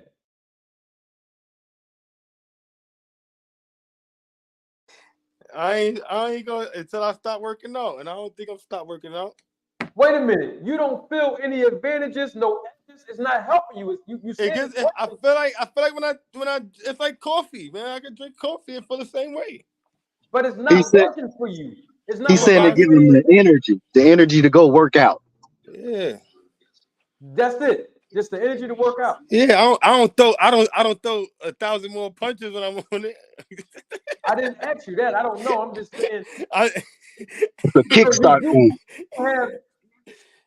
So it is enhancing your performance to have the mindset or the motivation to work out. yeah, if you That's want what to you're say saying. that, yes, then yes, it So gives me the only that's the fact. supplements, since you're endorsing it right now, the only supplements that you take is just the pre-workout. That's all Yeah, you take. yeah, that's the only ones I use. Okay, so you don't know other supplements work or not. You're just talking about the expedite. Yeah, that's the first thing I said. Well, the one I use, the expedite, that's the The one that one works. the one that I was drinking live, the Yeah, expedite that. yeah, that I use that. That one works. It works. I see. Do you think Terence Crawford is using expedite as well? I have no idea, and I don't think so. You got what? He got money. I don't think so. Oh, okay. So you don't think he's using the supplements at all? I don't know. I don't know. He said he Well, using it. He you're said a he's on the fan of snack his, and program. he's on the snack program, so that's why I'm asking you. Yeah, he said he was on the snack program. I don't know what supplements he's using, but he said he was on the snack program. Right, but I'm asking you as a fan of his. Mm-hmm. That's what I'm asking you. Do you think that he's using the supplements? You know, the ones that you said you can buy online. You think he's using that? The certain things that he mentioned, the certain things that he used. You Yeah. think he was talking about that stuff, right? Yeah. Yeah. Yes. Yes. All right. No, I'm trying to understand you. So when he said the certain things that he used that no other fighter is using, you're talking about the supplements. Well, you think he was No. talking about the No. supplements? I don't know exactly what he was talking about. To be honest, I ain't gonna speculate. Well, I just originally you said the supplements. no. No. I didn't say originally the supplement. I don't know what he was talking about. I said, yo, it's different programs that they have. They have different regimens No, but he you could didn't do. say programs. Let's not put words in that man's mouth. He said there's certain things that he uses. He didn't say certain programs. He didn't say Okay. that. Well, I didn't say supplements. I said it's different programs because when you go on the snap, when you go on the SNAC website, there are different programs that you can actually pay for. And dude, that's what I said. I didn't say nothing about But different Terence Crawford supplements. don't have to go on the website. He's in there sitting next to Victor Conti. So I'm Yeah, I saying there's know. certain things that he's referring to. I'm asking you as a fan, do you think he's referring to supplements? I don't know. To be honest with you, I don't know. Like I don't know if they different because I know there's different programs on there and they're meant for different people for different things that you want. Yeah, So I that's the know. only. Crawford That's already why I told us about said the different programs. that's why I referenced that he could have said different programs. I did not say he could say different supplements because that I do not know. I know that there are different regimens on the SNAC program that you can purchase. I know that. Yeah, but And that's the that's only not what thing I Crawford. could comment. I can't really comment on nothing I don't know or don't I have, agree with you, and I respect that. Let me get the super chat, and I need detailed boxing in this. Salute, Lifeline Music. Double salute to you. Thank you for your contribution and your support to the channel. Lifeline Music says, salute. Terence Crawford can't run from the rematch, and he doesn't want any smoke with Boots Ennis. Terence Crawford knows his day of exposure is near, which is why he's trying to get the Canelo fight or the next biggest fight possible before retiring. That is from my guy, Lifeline Music. Detail, you've heard what Terence Crawford said. He uses certain things with the SNAC program that other fighters don't use. What's your take on that, bro? Well, he ain't using what my buddy Motorsports is using. That's for sure. And Terence Crawford, he went and got that straight drop. I'm just gonna tell you up front. That man got that money. He gonna get that stuff that's in the back room. The stuff that's in the back room with that danger tape on it. That say beware. You know what I'm saying? Terence Crawford, he wasn't trying to lose to Errol Spence Jr. That man went to Victor Conti for a reason. That man went and looked at that shelf in the very back and seen that stuff with that gazelle on it. That dude picked that bad boy, and that's what he got. That man looked bigger and stronger. And one thing I wanted to say to Motorsports, you know, you was you were straight up and down. You know what I'm saying? When you said that Terence Crawford, you know, about the negotiations, about the contract, or about the fight at 147 or 154. The other guy that was on, still salute to him, but he said that Terence Crawford was the one who decided to fight at whatever weight, and that's a lie. That's a lie. Terence Crawford said that it's up to either one of those guys to write a letter, and if Errol Spence write a letter and decide and say that he can't make 147, then that's all it takes. Or if Terence Crawford write a letter, that's all it takes. Terence Crawford said out of his mouth there was either fighter, but the guy that was on here, still salute to him, he didn't know what he was talking about. But regardless, once again, Terence Crawford went and hollered at Victor Conti for a reason. I don't think that Terence Crawford believed, once again, that he could beat Errol Spence straight up and down without dealing with Victor Conti. I don't know why Terence Crawford fans keep overlooking that. They saying that it don't give you skills and abilities. We're not saying that it give you skills and abilities. What we saying is that he put on that bionic suit. He got them something. He put on that bionic suit that enhanced himself with the skills and abilities that he had. That's what we saying. But his skills and his abilities alone wasn't good enough, because he said, well, not him, his friend said, he came on Manager Marty show, that Terence Crawford said that I guess Terence Crawford was looking at the Errol Spence was too big and too strong. That's why he went and dealt with Victor Conti. That's what his friend said, Terence Crawford's friend said. So Errol Spence made this man, Terence Crawford, go spend money with Victor Conti before he got in the ring with him. And according to Terence Crawford, they said that they've been eyeing or been knowing that they were going to fight Errol Spence for a very long time. So he was just lying to us the whole time, saying that the fight was behind him. He's not going to fight Errol Spence. The whole time it was a diversion to give him time enough to get that stuff in his system until Victor Conte gave him to go ahead and fight Errol Spence. And after the David Avanesha fight, my opinion that Victor Conte told him, you good, you straight. And then Terence Crawford called Errol Spence and wanted to make that fight. Because before then, he was talking about, I'm going to the Hall of Fame. I don't need that fight. Then he told Andre Ward, look, I don't need that fight. Andre Ward said that ain't gonna go with, he said it ain't gonna fly well with me. It ain't gonna go well with me. And then other videos where he said that he not gonna fight him at 154 or 147. So what I'm saying is that Terence Crawford went to Victor Conte for a reason. He ain't went over there to spend no money just to give this man money for a product that don't work. What I'm saying is that whatever legal substance that he took, it worked. And I need to see in the rematch, will Terence Crawford still deal with Victor Conte, or do he have enough, wits of himself that in the rematch, he would be like, you know what? Let me just use me, my skills, my abilities. I'm not going to holler at Victor Conte. I'm going to go in there and whoop Errol Spence like his fans said. And let's just see. That's all I want to see. Okay, so let me ask you a quick question. So, Caleb Planchette? Did he deal with Victor Conte? Yeah. And you said it's different products, right?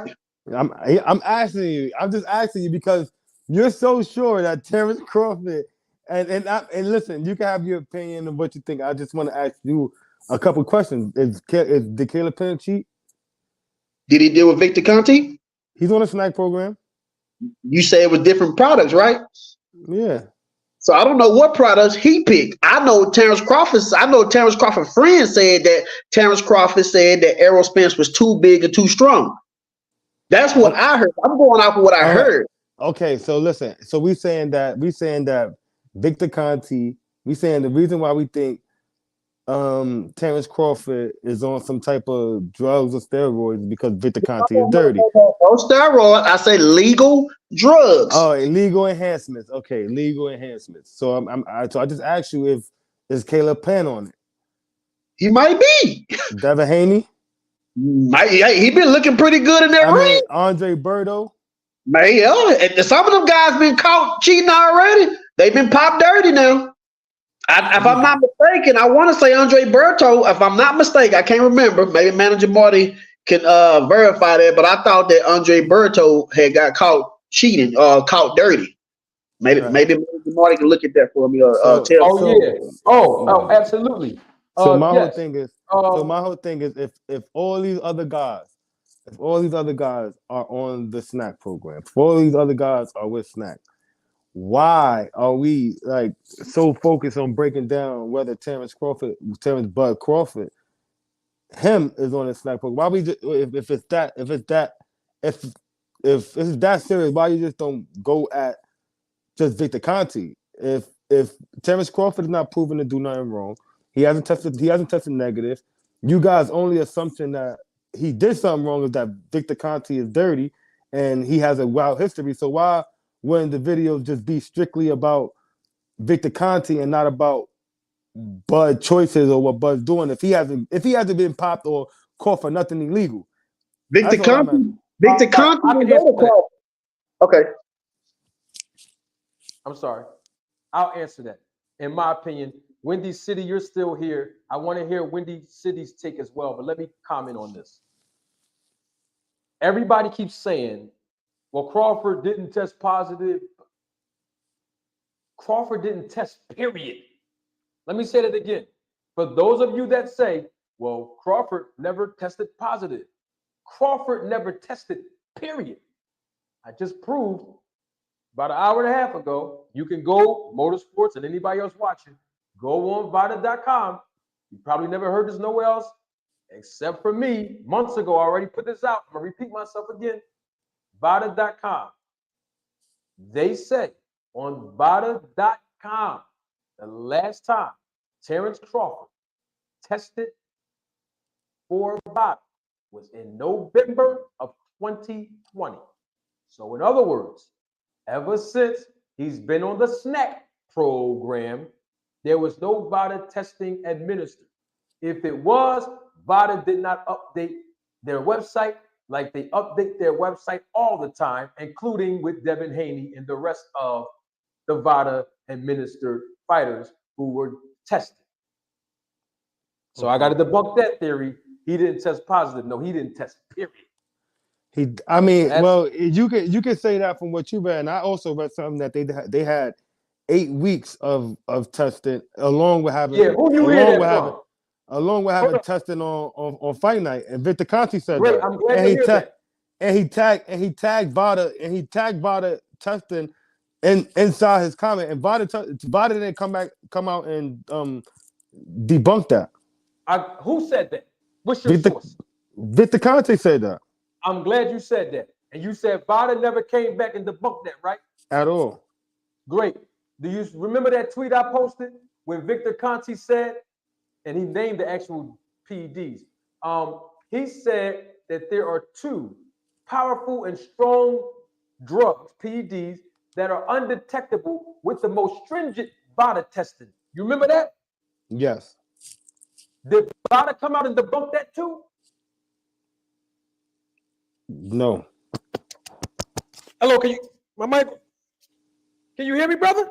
But because VADA's not going to believe that there's something that can get past them. It's just yes and no motorsports. Can you hear me, brother? Yeah, but you're saying there is a clear question asking, was Errol Spence and Terence Crawford have drug testing for this fight? And then it says, they tagged them in it personally. Like, yes, they had 8 weeks of VADA testing and fight night testing. And then also with I'm just using my common sense, like what I think, what I would think, not worldwide. What I would think is for the biggest fight of the 5 years or what they said it was, I just don't see them not doing no testing. That right there goes over my head. That goes over my head. No problem. But see, I'm commenting off of a comment that you made when you were trying to substantiate your claim that VADA never debunked what was said in the tweet, even though their name was added in it. And I'm saying when Victor Conti said that there are undetectable PEDs that the most stringent VADA testing will not be able to detect, did VADA debunk that? You said no, correct? Yes. So the point of bringing that up about whether it's debunked or not is irrelevant because they don't debunk nothing. Nobody, I can go in and tweet something and put VADA name in it. They ain't gonna debunk it. Exactly. We all can get on there and make entertainment, but it's okay to make entertainment, but it's just they're not gonna not have drug testing. You're giving me for Errol Spence and Terence Crawford fight. Motorsports. You're giving me a source in a guy who's embroidered in the controversy. So you have to use another right. So even if you don't use the source, for you to say there was no drug testing in the Errol, like this, I can only go by. Wait, I can only Motorsports. I can only go by the protocols that VADA laid out. They update their website when people go through VADA testing. All right, since you brought that up, let me ask you this question. Was there VADA testing for the David Ebenezer and Terence Crawford fight? I don't know. I really don't. I don't know. I really don't know if there was VADA testing. Did Victor Conti? I know there was drug testing though. I know they had to take drug tests. I know for a fact they get tested. Everybody hear me out. Everybody that fights under the commissions in the United States of America is always going to take those frivolous tests. We got you. Oh, thank you. That's all. Because I was about to ask you. I was really about to the question. I was about to ask you. So, and I say frivolous. I'm not saying that those tests are not valuable. What I'm saying is they're not testing. The commissions are not testing for PEDs. They don't have the resources. That is not what they do. That's why an independent doping agency like WADA, USADA, and VADA do what they do. Now, did you hear Victor Conti make a reference about VADA testing for the fight between Crawford and David Ebenezer? No. I didn't look it up neither, though. I didn't look it up. Why not? Let me see if I can look it up. Let me see. I'm gonna tell you was right. He didn't, and I'm asking you why not. I don't know. I don't know. So my point is, I expect Victor Conte to say that. That's what he's supposed to say. That's what he's supposed to say. I don't mind him coming out saying that. But the thing is, we haven't heard any results. Do Victor Conte has the results of the VADA testing? No. But we really don't usually hear about results unless they dirty. We usually don't hear about results unless they dirty.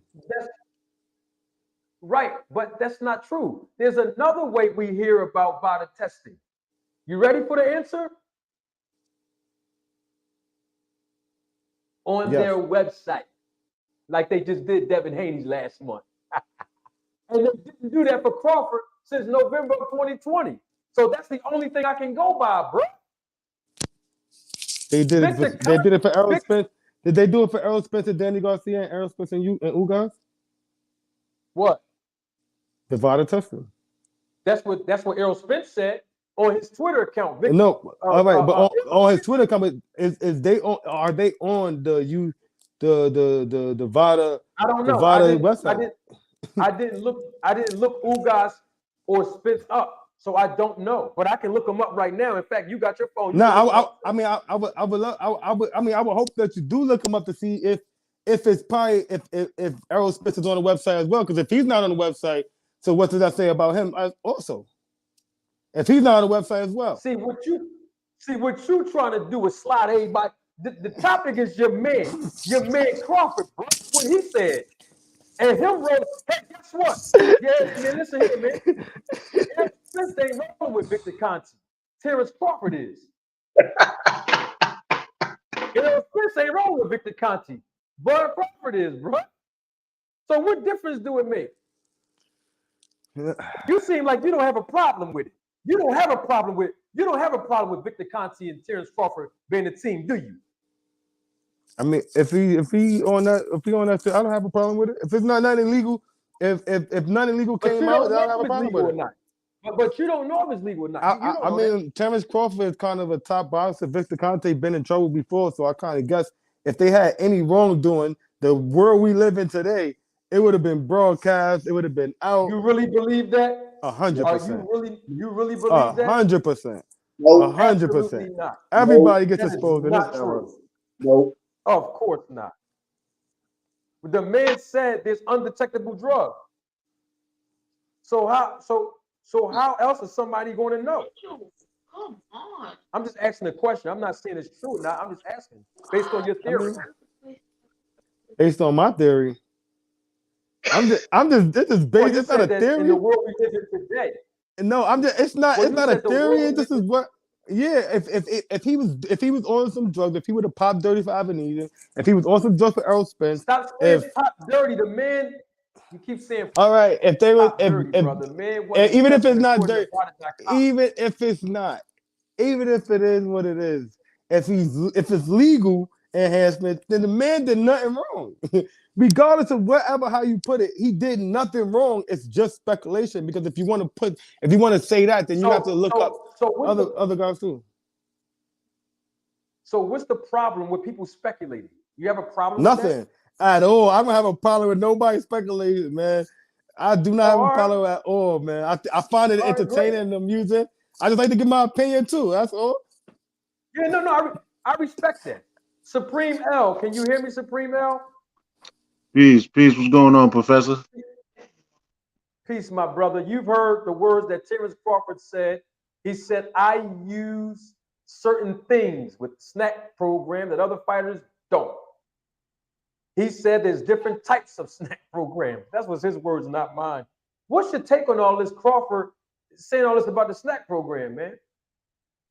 Yeah, we do a little something. I want to say peace to the boxing outlet, 2 Cent Boxing and Ashanti L. We over there, and we was just discussing that earlier today. And bro, like, my thing is this: the more and more Bud talk, the more and more he's gonna tell on himself.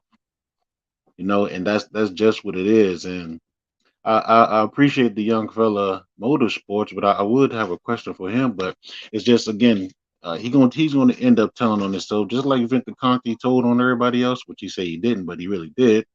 Uh, Bud gonna tell on himself. It's all gonna come out, but don't come out in the wash, come out in the rinse.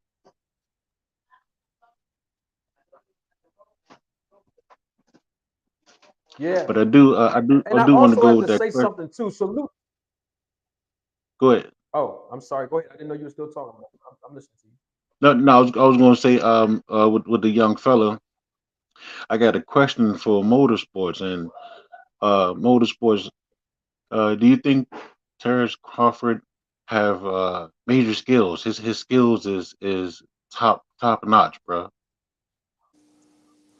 Yes, to me, he's one of the best boxers, if not the best boxer skill wise right now. So what did he need Victor Conte for? I don't know. I mean, because if it's to use a logic, use logic. If it was to use supplements or to get supplements, couldn't he just went to GNC or Vitamin Shop or something other than or someone other than who was associated with PEDs? Um, yeah, but it's so many box. All right, so when you go to that point, right, and I'm gonna answer your question, and I'm gonna say yeah, right. But when you go Hmm. when you go that route, now you gotta why then I go why are you only um targeting Terence Crawford? You get what I'm saying in that sense? Because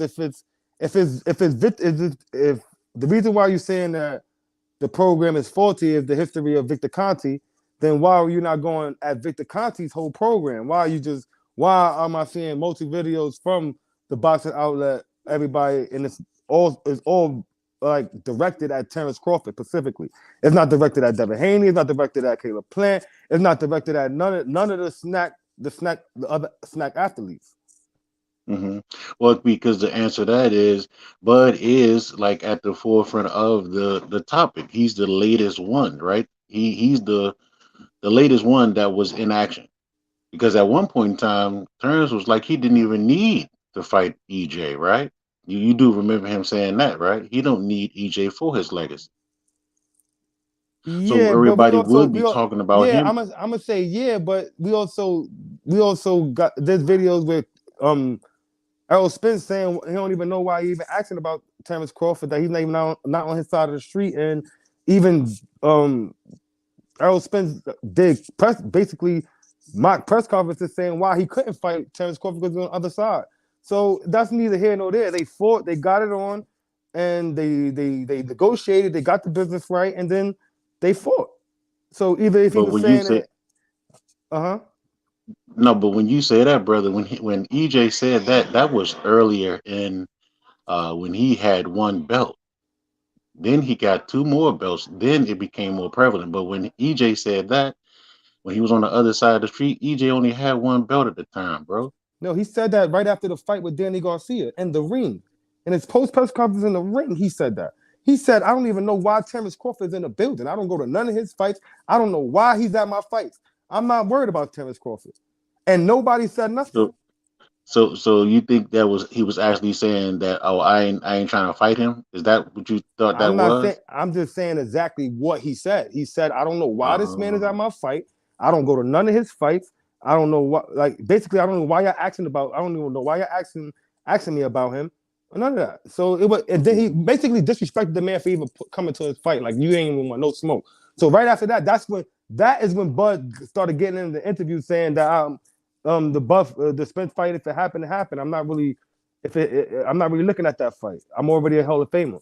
It was after Spence made those comments in the post no, right I after don't. he I fought Danny don't. Garcia, and also That, when that, before Errol Spence tore his retina, Bud was supposed to get the fight with Pacquiao. The negotiations faulty. They messed up, and then Errol Spence got the fight, and the first thing he said was blame Bob. Errol Spence was never really interested in trying to fight Bud. He was interested in going to no, get all not the other not belts. that's not Hold on, kind because of he said true it though. himself. Errol That's the Spence was That's not true interested. though, bro. Errol Spence was interested in going to get the other belts first before he even touched Bud, and that he said that Bro, himself. that's He was not trying to fight Bud. listen. That's not true, bro. Let's say this.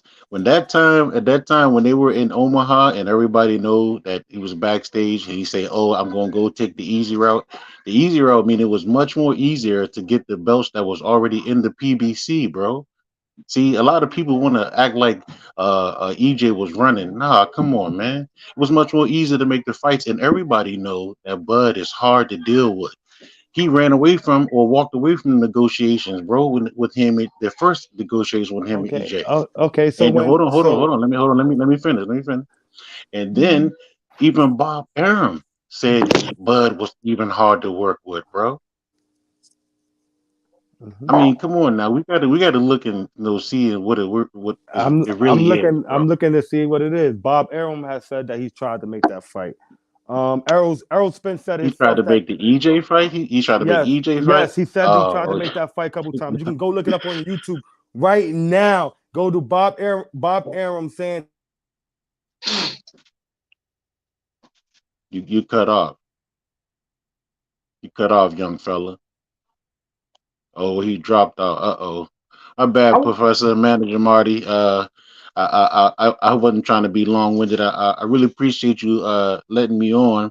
It's always a pleasure, man. It's definitely a pleasure. I wish you'd come over there to Outlet sometime because we be on there definitely roasting. And real quick for the young fella before I hop off in D-Town, I appreciate you too, brother, because you do bring a different outlook and take on it. We respect you and big up to you too as well. Thank you, sir. Again, like I said earlier, the more Bud talk, the more he's gonna tell on himself, brother. And with that, I digress. One thing I want to say is to the young guy who left, I'm sure he'll come back, that he don't know the whole story about what happened.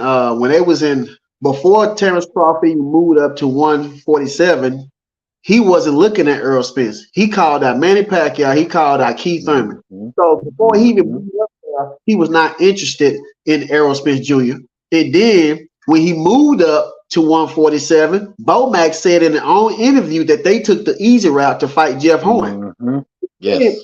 And then also too when Bomac, Bob Arum, and Terence Crawford, when they was in Oklahoma, Errol Spence had told Bob Arum and them to call Al Heyman if you want to fight. Less than about a month or so, Al Heyman had called Errol Spence, told him he gonna fight Sean Porter, and Errol Spence was in an interview with a lady. I don't know if she's Chinese or what, and she asked him, "What happened between you and Terence Crawford? Because y'all met up and things like that." And he said, "Well, I told Bob Arum that if you want to make the fight," he said, "call Al Heyman." He said, and she said, "What happened with that?" He said, "I don't know." Bob Arum call Al Heyman. He said, "I don't know what happened." He said, "All I know is they called me and told me I'm gonna fight Sean Porter." So they told Bob, they said, "Look, a guy told Bob about 10 times in Oklahoma, hey, what about that fight?" He said, "What fight?" He said, "Between Errol Spence and Terence Crawford. We're all brothers in arms. We did this and then all this kind of crazy stuff." So Bob Arum there, he had Terence Crawford and Bomac. You mean tell me your whole team is there and nobody said anything when the question was presented to Bob 10 times or 11 times, when are you going to make that fight between Errol Spence and Terence Crawford? And that dude, Bob Arum, said something totally different. Terence Crawford never looked at his promoter and said, "Hey, well, I want to fight Errol Spence." "What do you mean?" And all this kind of stuff. I'll call Al Heyman. He said, "Call Al Heyman and let's make that fight happen." Terence Crawford never said anything about it. And then less than 2 or 3 weeks after that, Terence Crawford was in an interview. They asked him about fighting Errol Spence. He said that fight will happen in the future. Even before Oklahoma, he said that the fight will happen in the future. So Terence Crawford never wanted to fight Errol Spence. It was all a hoax. Errol Spence said that Bob Arum was smoke and mirrors. Even when Terence Crawford decided not to sign with Bob Arum for the third time or whatever, in the third time, he said that Bob Arum was the reason why the fight didn't happen. Even Bob Arum said that Terence Crawford never wanted the Errol Spence fight. He wanted the money. And Bob Arum said that the money was fighting Josh Taylor. So, I mean, there's two things out there to point that Terence Crawford did not want the fight. He said that he was the puppet master. And the puppet master, he was the puppet master of his own puppets, his own fans. They was the only one who believed what he was saying because we didn't. You could have fought Errol Spence because you was the undisputed champion at 147. I mean at 140. So you could have picked somebody you want to fight at 147. You had the vacant WBC belt. You could have fought Danny Garcia. You had Errol Spence with the IBF. Then you also had Keith Thurman with the WBA. Don't matter if Keith Thurman don't want to fight you. If you say you want to fight for the WBA, Keith Thurman gonna have to put up and shut up or whatever the situation is. But Bomac said they took the easy route when they moved up to fight Jeff Horn. And that was out of Bomac's mouth. So I don't understand why people keep saying that Errol Spence took the easy route. Everybody know what the easy route was. He fought the people on the PBC side because it was easier. And plus two, those were the hardest fights. When I say 147, they said Danny Garcia, they said Errol Spence, they said Sean Porter, and they said Manny Pacquiao, and they said Keith Thurman. Nobody said Jeff Horn. Nobody said Mean Machine. Nobody said none of these other guys. So how is that the easy route when he fought all the killer, even your Dennis Ugas, who Bomac said that was a solid killer, who beat Terence Crawford in the amateurs. So how did Errol take the easy route? I don't understand. I mean, Terence Crawford took the easy route. We can look at it night and day. Yes, and that's facts, brother. You just gave the whole Bible on the Terence Crawford and EJ issue, and everybody know that. Everybody know that Bud took the easy route, and he took the cheating route. I'm gonna say it, man. He's a cheater. We all know that. That's what we say. That's what I say.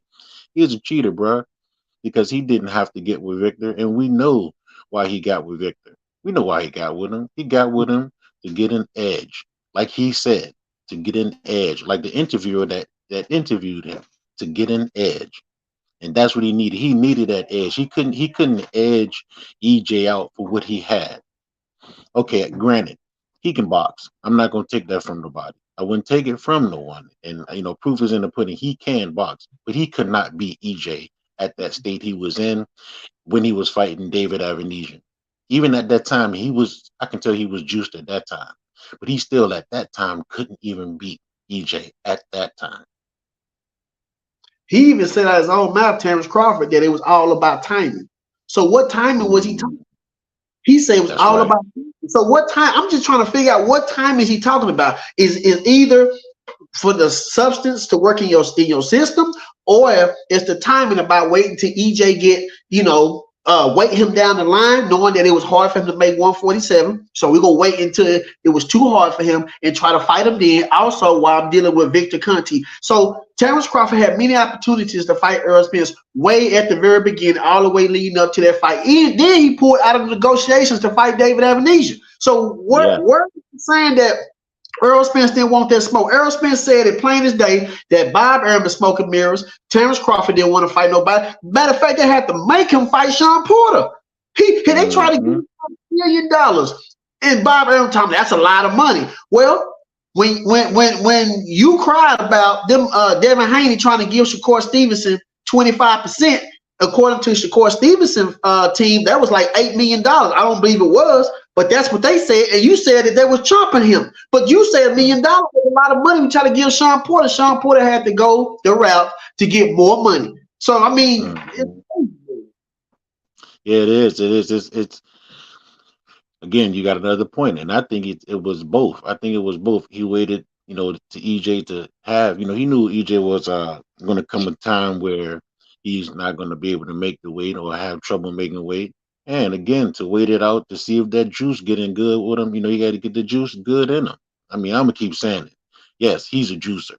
And, he had time. He wanted time to get that juice to work and wanted time for EJ to have trouble making that weight.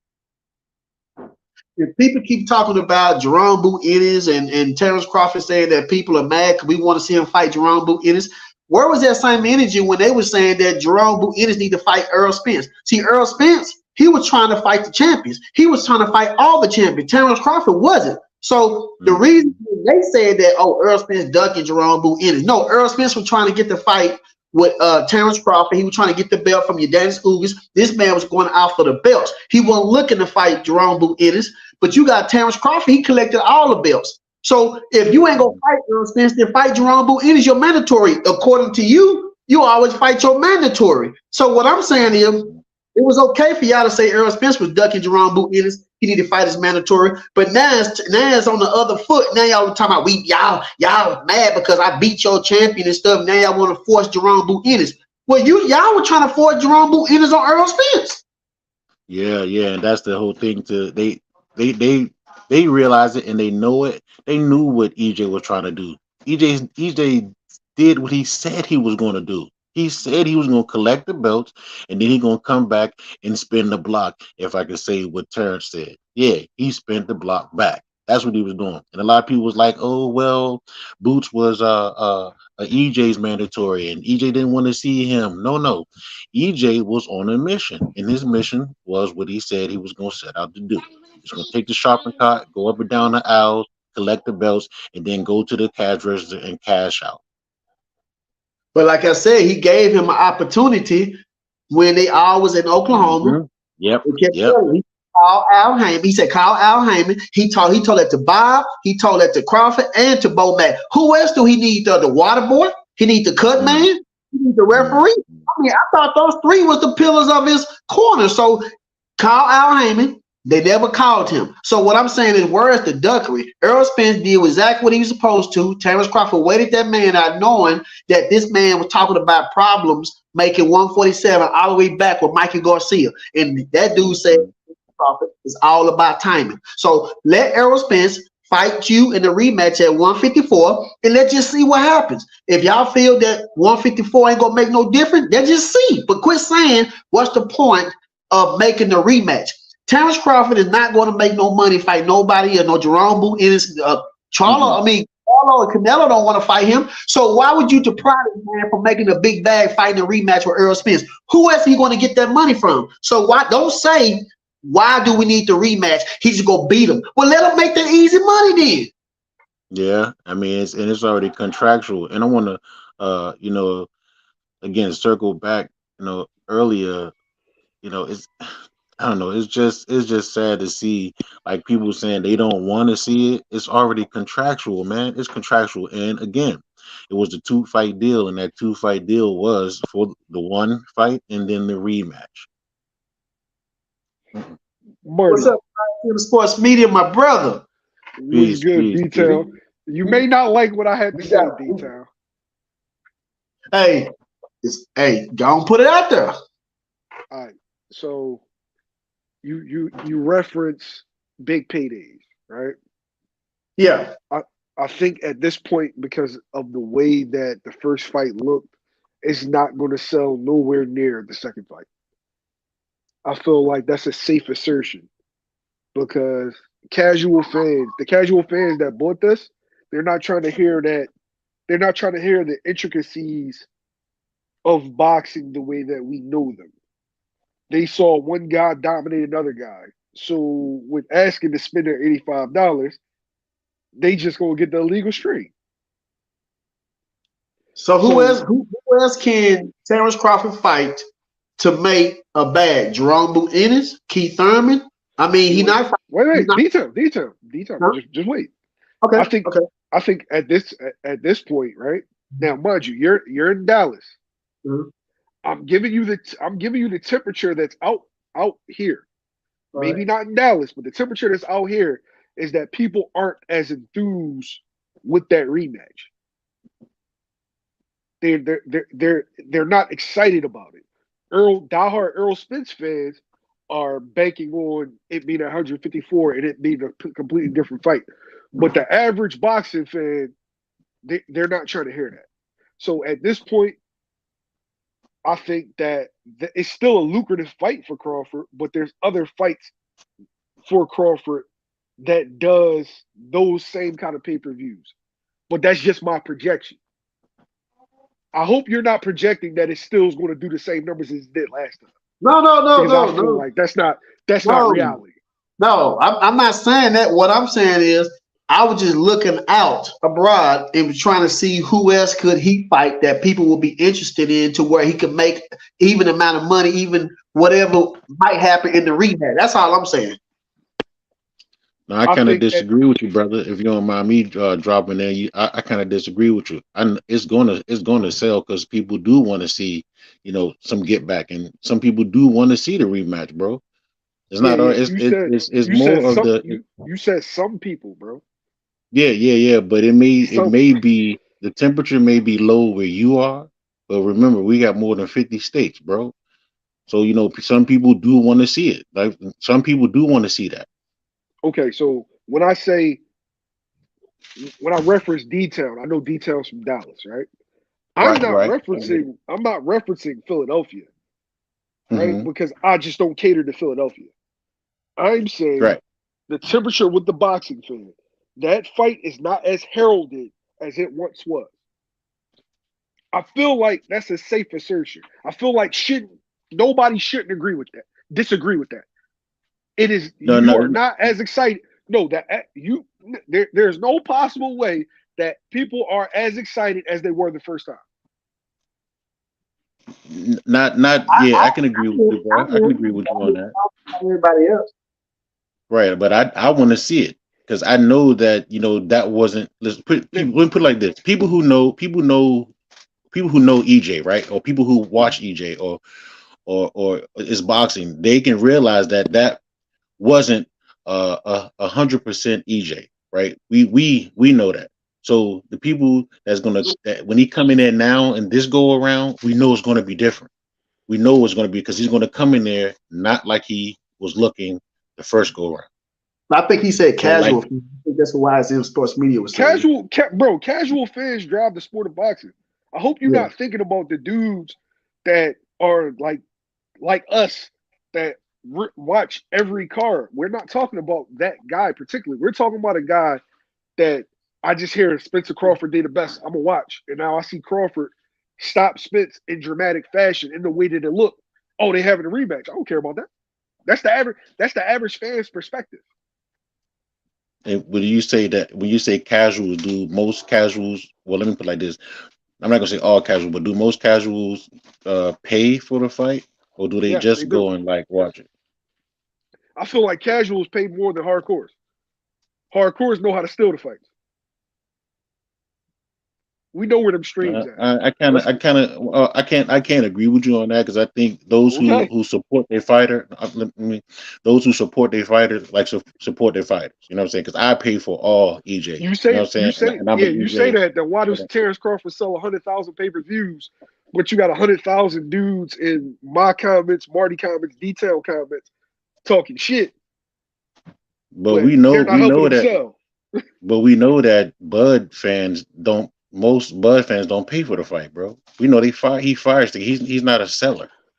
But you making my point for me though. No, no, no. I'm talking about for Bud.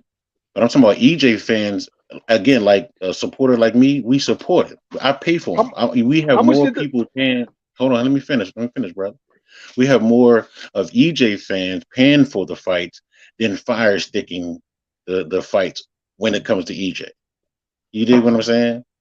And I think yeah, but majority of the people that bought that fight were the EJ fans that bought the EJ and the Terrence Crawford fan. Me I disagree personally, with I that. think okay, that's fine. But me personally, I think more of EJ fans bought that fight, and I think more of Terrence Crawford's done fire the stick or try to fire stick.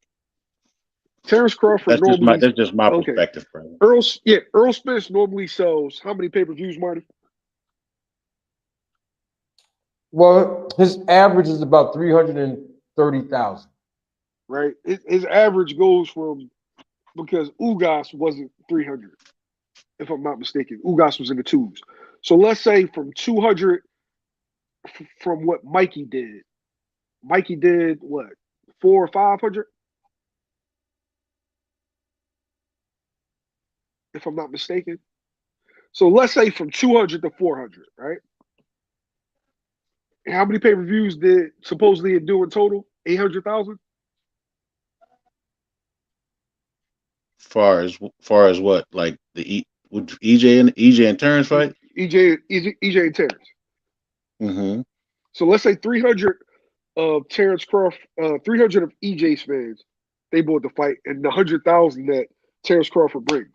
So then you got another 400,000 from people that don't normally watch boxing. But you can't really say that because there's more people that let's say in Texas where D-Town is. There's probably more people that bought that fight because of EJ than Bud though. I think people bought the Look at it fight like that. based off of the matchup, not because Mm. of Earl Spence. But you Because Earl can't really Spence, say that because you Earl can't Spence really has. say that. When I say that, you can't. I'm going based off of what he averagely draws. That's what I'm going on. Right, but that's not average though, because like you say, this wasn't an average fight, Yeah, right? but you're making This a was like point for me though. Don't no, don't hear me the out, the brother. casual fan. Oh my god, I didn't even want to stay on this one point though. But I feel like we're No, arguing. go ahead, brother. Go ahead, brother. No. You detail. Go ahead. Yeah. No, I have nothing to say. No, I'm I ready for didn't. another. Well, I'm ready for another. No, I didn't want to argue. I didn't want to argue that point. I just say I didn't agree with the notion that this is going to be the same kind of payday. I No, feel like that's being no. naive. No, I But I know. did. I don't believe that the fight would sell exactly what it did at first. I'm not saying that. Even if it dropped down 1% or it dropped down 20 or 30%. I'm just saying. My opinion. I felt that I didn't see nobody out there that I believe. You know what I'm saying that Terence Crawford will make more money than whatever the fight would have sold the rematch. That's just my opinion. I mean, I'm not saying that my stuff is the gospel. That's just what I feel. No, and I agree with that. Outside of like Canelo Alvarez and maybe a Tim Tszyu, if he decides to fight Tim Tszyu in Australia, because if he fights Tim Tszyu in America, nobody gives a fuck. Yeah, And we know he's not gonna fight Canelo, bro. Canelo already shot that down. Yeah. So would Earl Spence still be his most lucrative fight? Yeah, but I don't think it's doing as much over Boots, over Thurman as you might think, just based off of the casual fans not understanding what they saw that night. You ever try to Okay, explain to a casual fan about weight? no, I understand what you're saying, but but we just gotta see. We all assuming. We just gotta see. Crawford said he ain't fighting. I was when he said, I just want to try to be clear. You say the fight not going to make lucrative like a Boots would. So do you think him No, fighting? I'm saying it. Yeah. I'm just trying to be If clear, I'm brother. if I'm guessing, right? If the shit did Mm-hmm. 750, I'm guessing Earl Spence versus Terence Crawford is going to do about 4 or 5. I can see Okay. Bud in Boots because you got to factor in that EJ fans can't stand Bud, and that EJ fans think that Boots can beat Bud. So I would see that fight doing about 300,000. But is that still lower than what you think? Is that still lower than what you think will happen? No, I said EJ would be number one over Boots, but it's not as drastic as I feel like y'all think it is. That was my point. No. What I was saying was I didn't see nobody that was gonna make him the amount of money he would make in the rematch. That's all I was saying. I'm not saying that like it would have been the same. I'm just saying that if I say, well, like if I could fight Earl Spence in the rematch and we could do more than what it would be with Boots, and Terence Crawford already beat Earl Spence, I would think Terence Crawford would go that route before he go with Boots anyway. I don't know what the fight will be obsession is still with having to fight lucrative, at right? 47. What'd you say? What'd you say? Juan? I said I don't see what the obsession is to having to fight at 47. I don't get it. I don't either. I want to be at 154. I mean, You can't even market the fight at 47. Right, but the only one I've been hearing pushing that is Terrence, or trying to push that. If that fight goes at 147, I don't think it cracks 250,000 bucks. No, it's gonna be at 54, bro. I mean, all the smoke and mirrors right now is gonna be at 54. and I think it will still be lucrative, bro. It'll still make some money. It'll still put butts in the seat. Then I think it would do good numbers. Yeah, again, maybe not as what it did, but it still would do good numbers, and it would be one of Terrence's more better paydays. I think he talking about if it was at 147, it would Or do only way. at It would be if it okay. was at 4.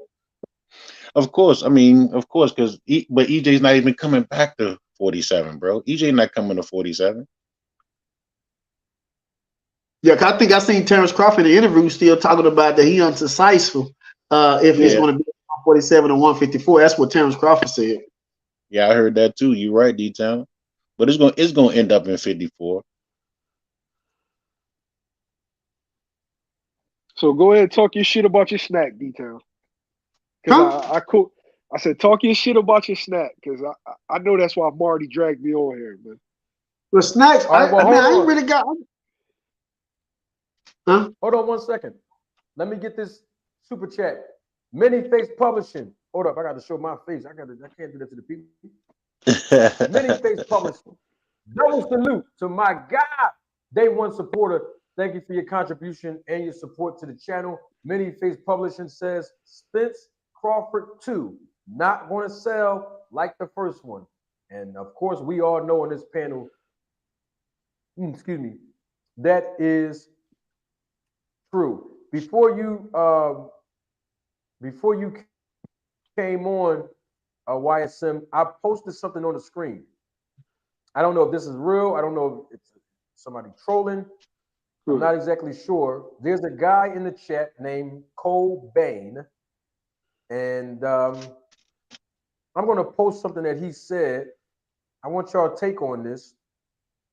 Hold on 1 second. I want to find it because he's in the chat having a conversation with 2 Cents Boxing and other people and about Terence Crawford. I'd love for Cobain, if he's a real person and not a troll, to click that link that's pinned to the top of the chat and come on here. But let me find that. Here we go. This is from a person named Cobain. Cobain was referring to 2 Cents Boxing, and he says, it ain't dumb if it keep his name, talking about Crawford, being talked about. And he knows he ain't doing anything illegal. Y'all promoting him, and he's letting y'all. Cobain also said, before that comment, which is the one that I really want you all to give your perspective on, he said he hears, talking about Crawford hears what y'all be saying. So he said what he said to get y'all talking, and y'all fell right for it. YSM, I'm gonna let you start this out first. What's your take on this Cobain person saying that all of this basically is the same tactic we've seen Coach Malachi use against me, even though we know Coach Malachi was lying, saying that he's only talking about me so that I can respond, so that he can promote himself through me and other content creators. But here we see Cobain using that same play by saying Crawford hears everything that we be saying. And so he just said what he said about the snack program to get us talking, and we fell right for it. All this is a devised scheme that Terence Crawford put together to get promotion and marketing and get us to talk about him. What's your take on that, YSM? All right, so I want to say this first. I'm on record saying that it's unfair that y'all keep bringing up snack. You was going in and out. Why? Can you hear me now? Can y'all hear me? I'm a little sick. Yeah, I hear you. Yes. All right, so I always felt like it was unfair that y'all kept bringing up snack when y'all weren't talking about it before, and that Marty, when you brought it up, it always had undertones. So be that as it may, right? Cobain, that's very presumptuous, though, right? You don't know why he's saying it. Like, you're assuming why he's saying it. And since he brought up snack, and reference that he's using stuff that other fighters aren't using, or using stuff that fighters are using, and being that SNAC is ran by a former steroid peddler, I feel like it's open season for Marty and D-Town. I can't say shit. I got to put my hands up.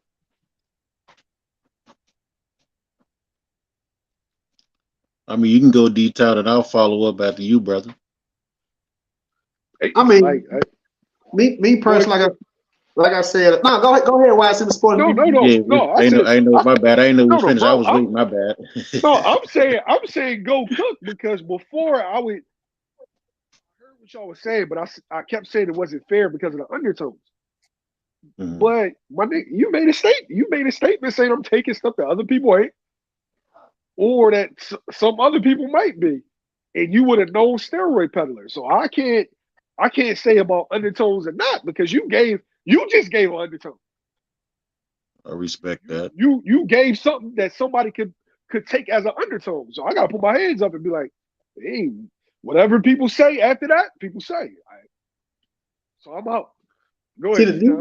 The deal is, people were saying that Earl Spence was a cheat when he was not even dealing with nobody. You know what I'm saying? So I mean, it all came from the Crawford side anyway. First, trying to point fingers at Earl Spence because of his nipples.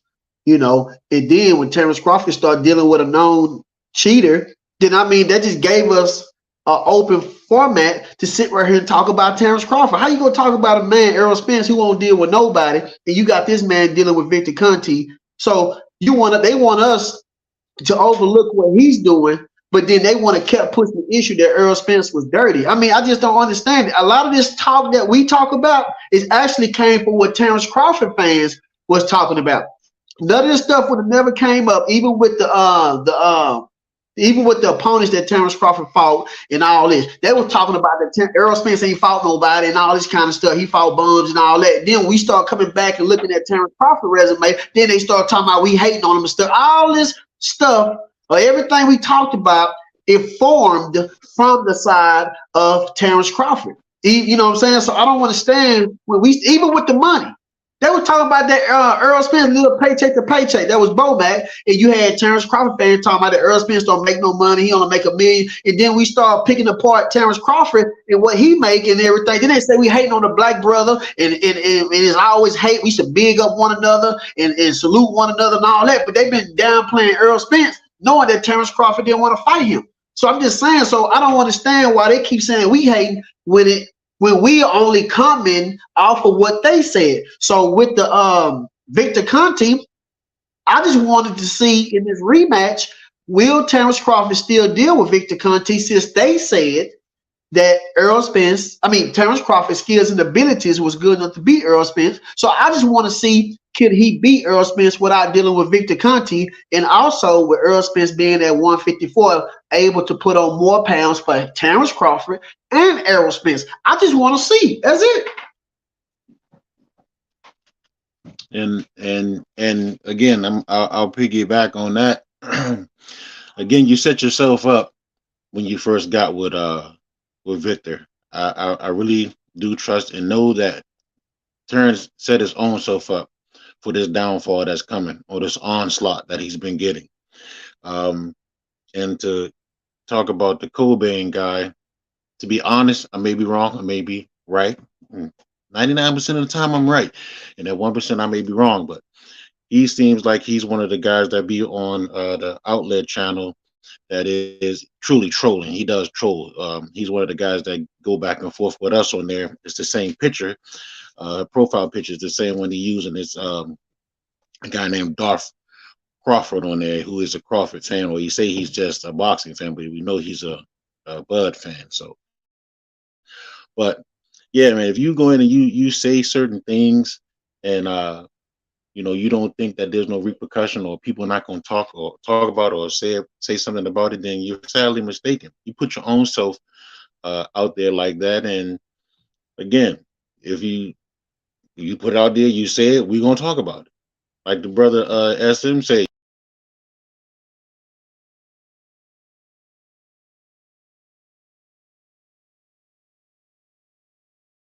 That's my take on it. I didn't hear something. It's like it cut out. I don't know if it was just on my end or not. Can you hear me? Yeah, I hear you now, but it's like you was talking, then it just cut out, and then you just came back and said, "That's my take on it." Nah, I think again, I think if you didn't hear me, I know about the guy Cobain who Well, I heard that when you were talking about YSM Sports Media or something he said, then you just cut out.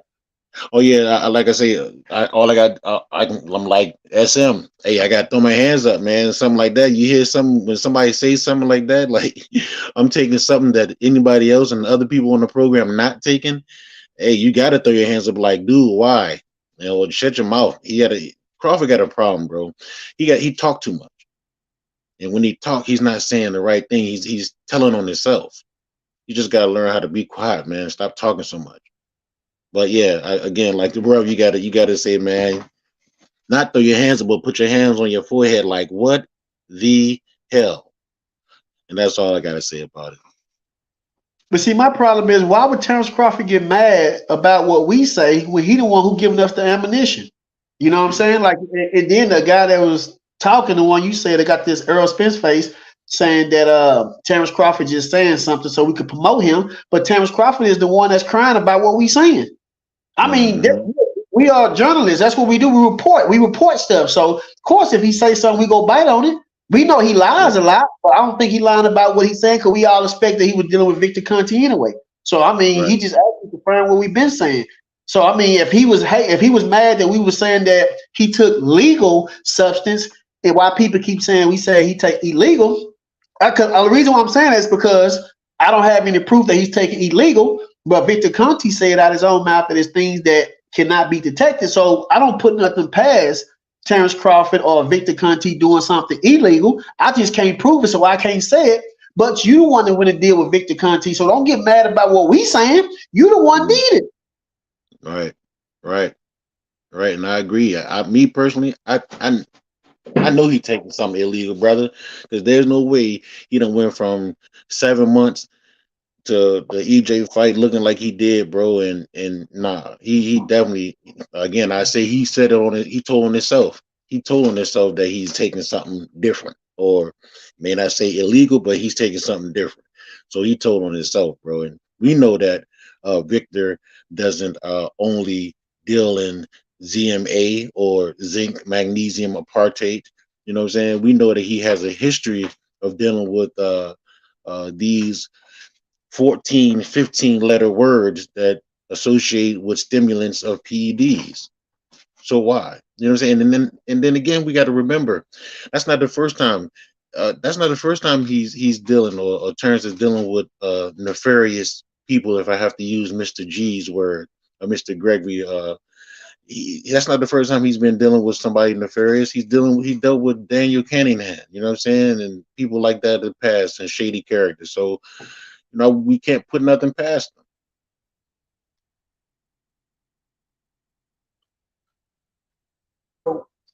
Well, I mean, all of you guys made some great points. Salute to my guy, Matthew Thomas, member of the channel. Thank you so much, Matt, for your inspiration and your support. And of course, this is the teaching zone. The thing about it is this, I got to show my face on this. I have been saying the same thing that Terence Crawford said, but I've been being wildly criticized about it. But Terence Crawford never said the SNAC program works like I've been saying. In fact, Terence Crawford said in an interview yesterday that basically SNAC doesn't give none of the fighters an edge. That's what he said. My question becomes, well, what y'all go over there for then? I've been asking that question for months now.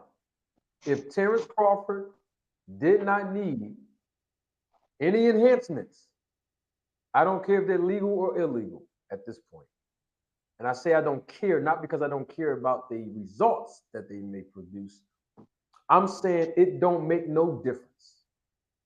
If you don't need any performance enhancements, period, then why go over to Victor Conti in the first place? If it's not giving no fighters an edge, His words, not mine. Then why stay over there? Once you see that something is not working, which is the point that I was trying to lead motorsports into acknowledging earlier. But if it's not working, if it's not providing you with an enhancement, if it's not providing you with an edge, then why are you still there? It serves Right. no purpose. So you're over there because it does give you an edge. And I know people don't want to hear this, but you know me, everybody on this panel at this point know me. Everybody watching live and people gonna watch replay, y'all know me. And I've been saying this since day one, since the fight. I'm gonna say it today. Terence Crawford needed those enhancements to beat Errol Spence Jr.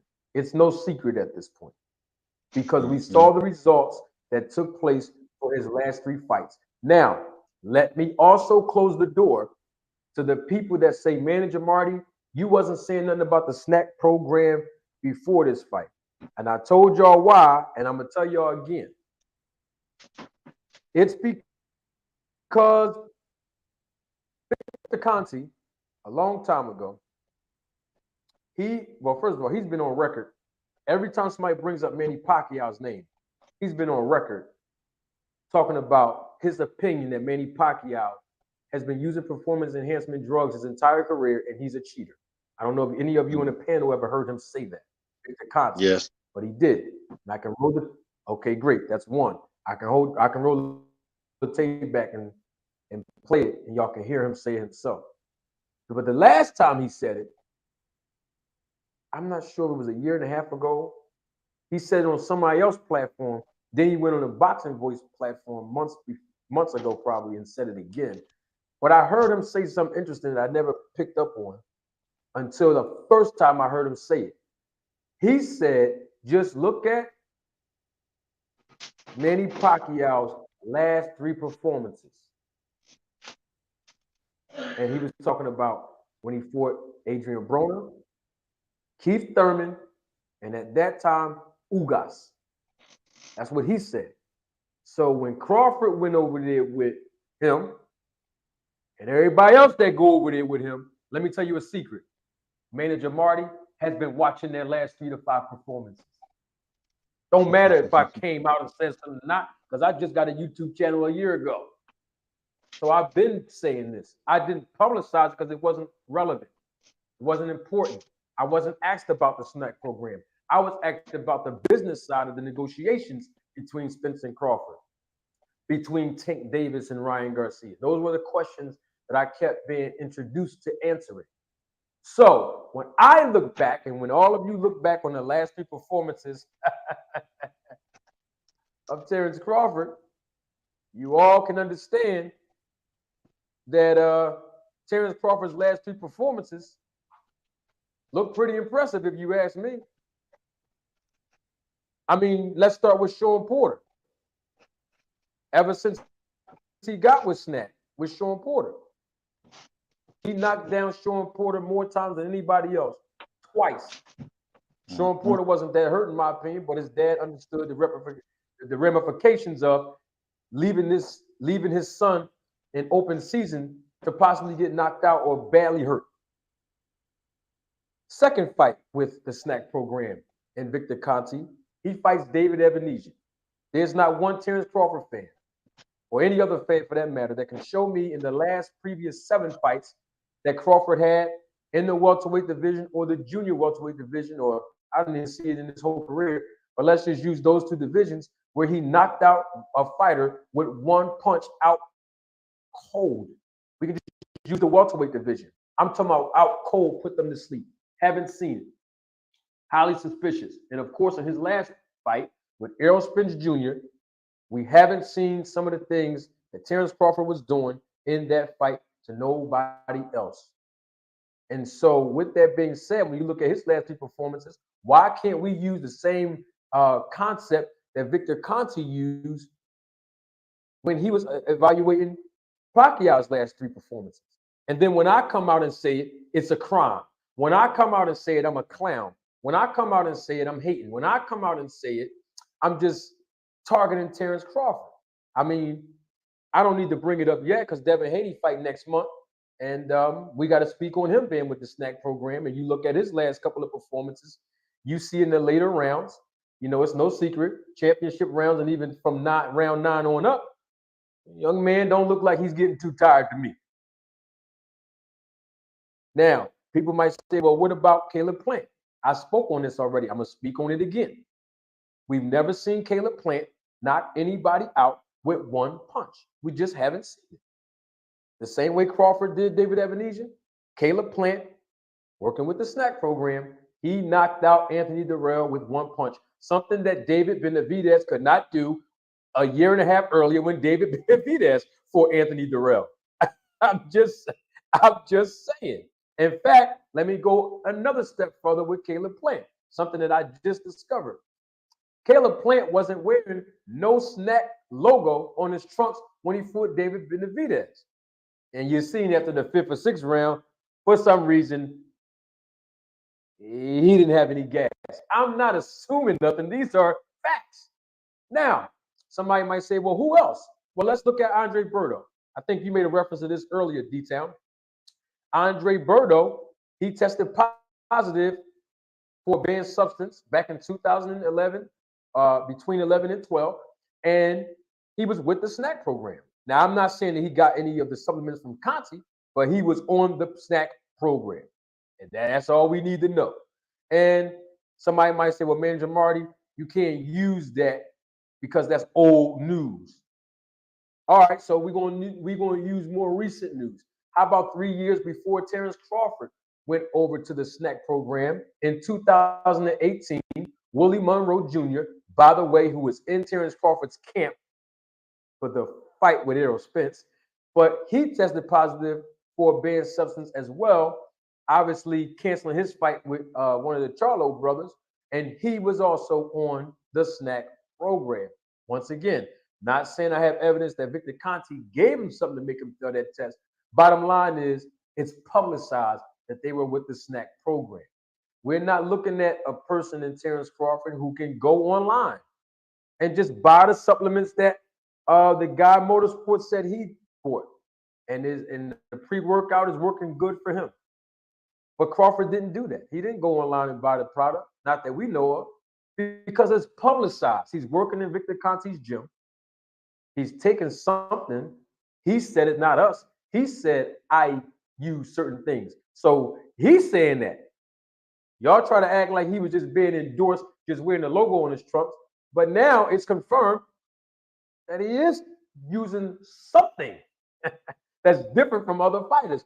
These are his words, not mine. And to top all this off, D-Town and Supreme L, we've seen 5 or 6 tweets that Terence Crawford did just today about Boots Ennis. But we haven't seen not one tweet yet, not one public statement yet, in an interview nowhere else, where him actually saying, I am not using any illegal substances. I am not cheating. I am not doping. He made a reference to, oh, I'm juicing now, like all that wordplay. This is a situation where you're rolling with a known convicted steroid dealer and administrator, whether it be past or present. That's the first statement you ought to be making to clear the public's mind that you're not on no funny business, and neither is Victor Conti.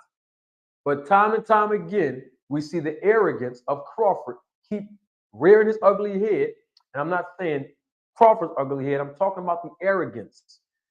It keeps happening where his arrogance keep resurfacing over and over again, especially when it's time to address matters like IBF mandatory, WBO mandatory, the situation with Boots, the situation with Spence, and then SNAC. These are the 3 things that we've been talking about with Terence Crawford for the last 6 to 8 months. Not only that, but Terence Crawford is on record disrespecting Danny Garcia in a tweet, disrespecting Errol Spence, disrespecting other fighters in interviews where he's basically diminishing their accomplishments. But nobody come back and say, man, we got to hold Crawford accountable. And I'm saying nobody. I'm not talking about the ones that stand 10 toes down. I'm talking about Crawford's fans who keep on banning people's comment section, like trying to justify his actions. So Crawford fans need to ask themselves, what did he mean by I use certain things that other fighters don't use, or maybe they do. What is he talking about? He said there's different types of snack programs for different people. What is he talking about? If you're a Crawford fan, you need to be on his Twitter account asking him this question. Get on his Instagram page. You're a fan, right? Ask him, what did he mean? So that people like the haters that y'all talking about, me and D-Town and the rest of us, can stop, quote unquote, insinuating, right? Ask him what he means. Terence Crawford fans, ask him. What did he mean? You know, and that's what I'm saying. If you're a fan, why not just go to the source and say, yo, you said this. What did you mean by that?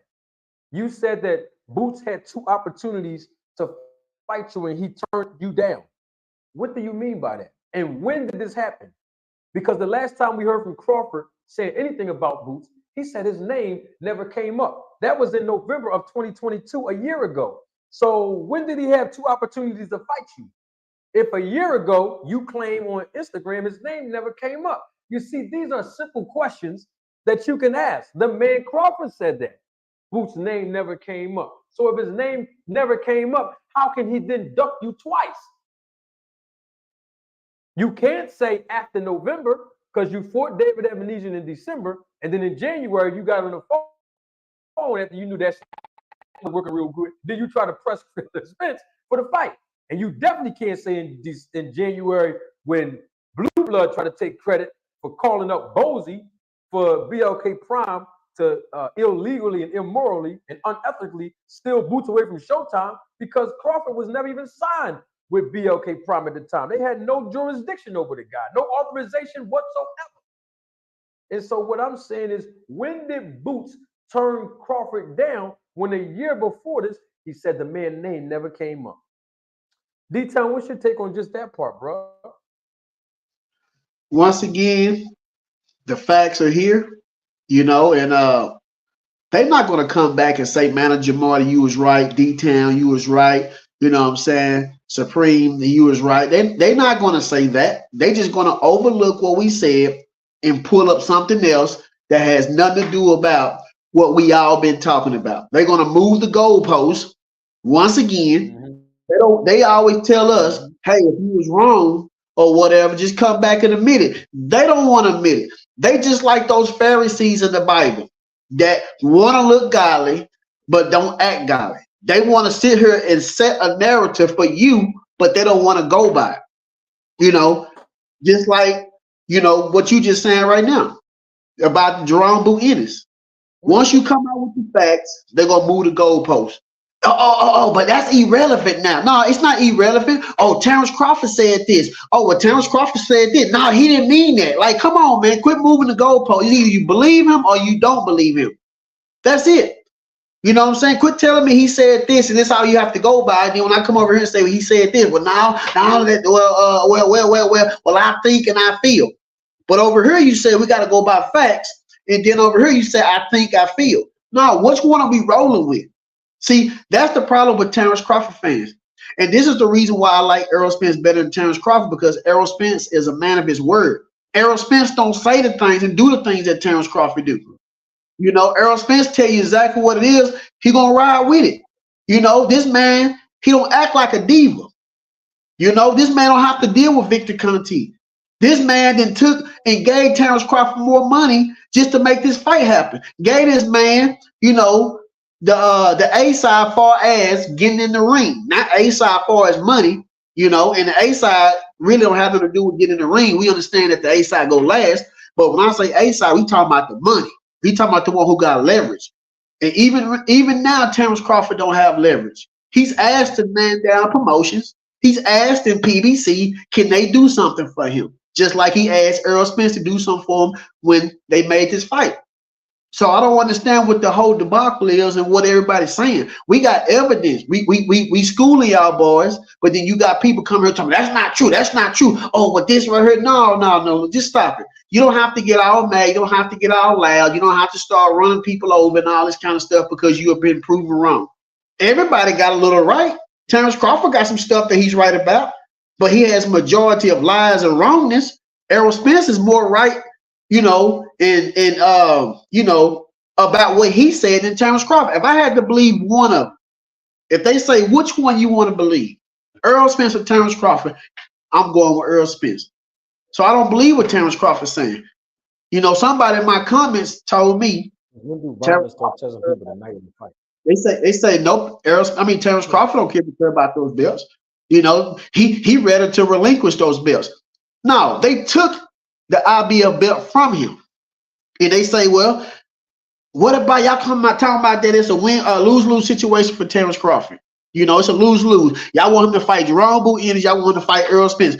Well, y'all did the same thing to Earl Spence when he was trying to fight Terence Crawford. Y'all try to throw Jerome Boo Ennis in the way. So now, when it comes over to Terence Crawford, now it's a lose-lose situation. But Earl Spence was in that same situation when y'all was talking about Jerome Boo Ennis, where he was trying to fight for a belt against Yordanis Ugas and tried to fight Terence Crawford. Y'all were trying to throw Jerome Boo Ennis in his face. But now y'all want to see where he start crying and scratching. I mean, man, I don't know. These people tripping. Mm-hmm. Right.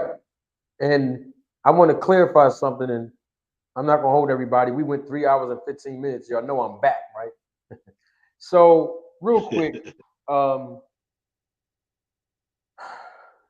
me I got to put this up here. We already talked about this earlier detail, but I just think that I just think it's just important to put this back out. Greg Lamar says Joseph Swab, both Spence and Crawford were VADA tested 8 weeks before the fight and the day of. You can Google it. Greg Lamar, there's only one person that has put that narrative out, and that is Victor Conti. Nobody else had made any reference about it, not even VADA themselves. I've already shown everybody earlier that VADA updated their protocols of congratulating fighters who get VADA tested on their website, like they just did Devin Haney for the Regis Prograis fight. But the last time that VADA acknowledged Terence Crawford being tested by them was in November of 2020. That was way before he even got with Victor Conti. So if we can just go by VADA.com, like we do all the other fighters, basically it proves that Terence Crawford has never been VADA tested, at least publicly acknowledged, since he's been with the SNAC program in Victor Conti, since April of 2021 to now. Now, here's the thing about all of this. What difference does it make when the guy that he's rolling with is very close to VADA? Some people might say that he funds VADA. Some people might say that he has set up protocols for VADA to catch people cheating.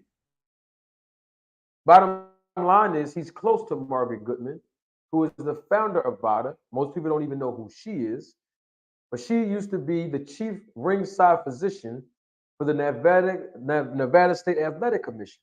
All right. And she's the one that founded VADA, and VADA has been doing a tremendous job for the last, I think they've been in business now almost over 10 years.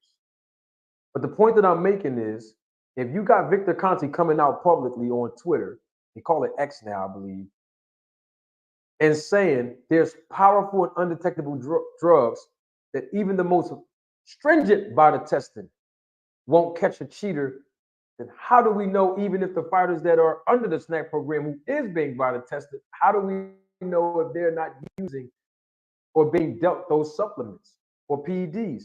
We don't know. And I'm not accusing nobody. I'm just making that reference so we can look at the whole picture and make sure we have context when we talk about this. Everybody that I asked about VADA testing for the Crawford and Spence fight, who was closely knitted to the management or the promotion or somewhere around understanding the protocols for the testing of this fight, told me that they don't know if there was testing for this fight. But let's just say it was. What difference does it make? The bottom line is Terence Crawford is with Victor Conti, and his performances have been enhanced since he's been on the SNAC program. Don't matter what Crawford is saying out of his mouth, saying that the fighters that's on the SNAC program don't have any edge. We know that is not true. Every fighter that's on the SNAC program, just think about it. You can name at least one fight where you saw them have at least a competitive edge over the other person that they fought, at least in one fight. Okay, let's name a few fighters that was on the SNAC program. How about Mario Barrios? You see, you can name one fight that he looked real impressive.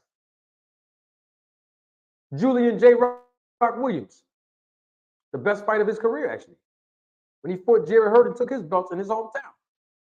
SNAC program. Caleb Plant, Anthony Durrell. Caleb Plant, SNAC program. Should I continue? Okay, I am. Devin Haney. He fought Lomachenko. Good performance. Could have went either way. Don't mean you're going to win all the time, but look really impressive.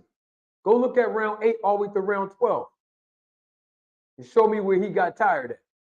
Because in round 12, he looked like he had more energy than he did in round 6. SNAC program. Should I continue?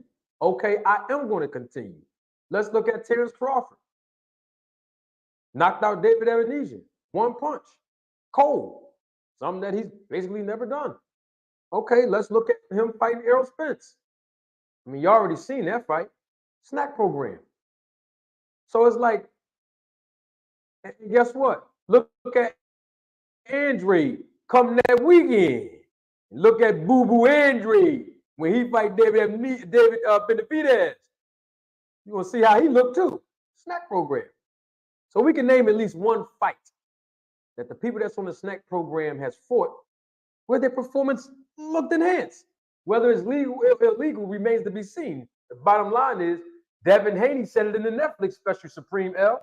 He said, D-Town, he said it, I'll pull it up right now. He said, not saying it's drugs or nothing, but it is performance enhancements. That what Devin Haney said. Yeah. And Yes, we he heard did. what Terence Crawford just said. So we got to take these guys at their word. I'm listening to Supreme. What you say? No, I was just saying, yep, yes, he did. Devin Haney, yes, he did say that. He did say that he was made in the lab too. Devin Haney said that. He said, "Yeah, I'm made in the lab."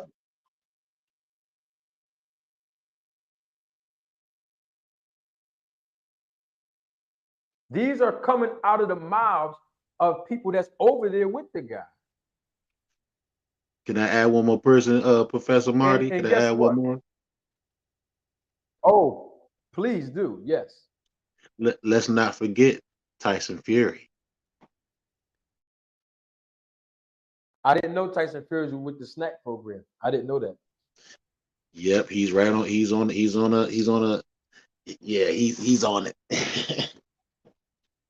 Well, Oh me no, and my Detail, apologies. No, not my apology. He's in the VADA. He's on the VADA list. My apologies. No, let me correct that. He's on the VADA list. who? Tyson Fury? Yeah, Tyson Fury on the VADA list. When you say Vitalist, what you mean? Like what list? When you say who been tested through VADA, he's on the VADA list that been tested. Oh, okay, on their website. Yeah, and I think the last time I checked that, because we did that too. We was over at the boxing outlet. We looked into that too, and I think the last time Terrence got tested was in 2019. I was like, wow. No, it was 20. It was November of 2021. Excuse me, November of 2020. Excuse me. Okay. They must have Yeah, updated that, but I'm the first content creator that pointed that out and pulled VADA up. Okay, yeah, because I think the last time I seen it, they must have updated. It was 2019, the last time Bud was on there that successfully enrolled and completed the test. That was they must have updated that. No. That been there for a while. I actually pointed that out a few months ago, and I think that's where some people may have been inspired to do the same thing after they saw me do it, which is cool. But at the same time, I've been pulling up all this information for months now, and people who did not know it that are Crawford fans, once they learned about it, like D-Town said, they try to move the goalposts and try to bring up other stuff instead of dealing with the realities of what we're putting in their faces as facts.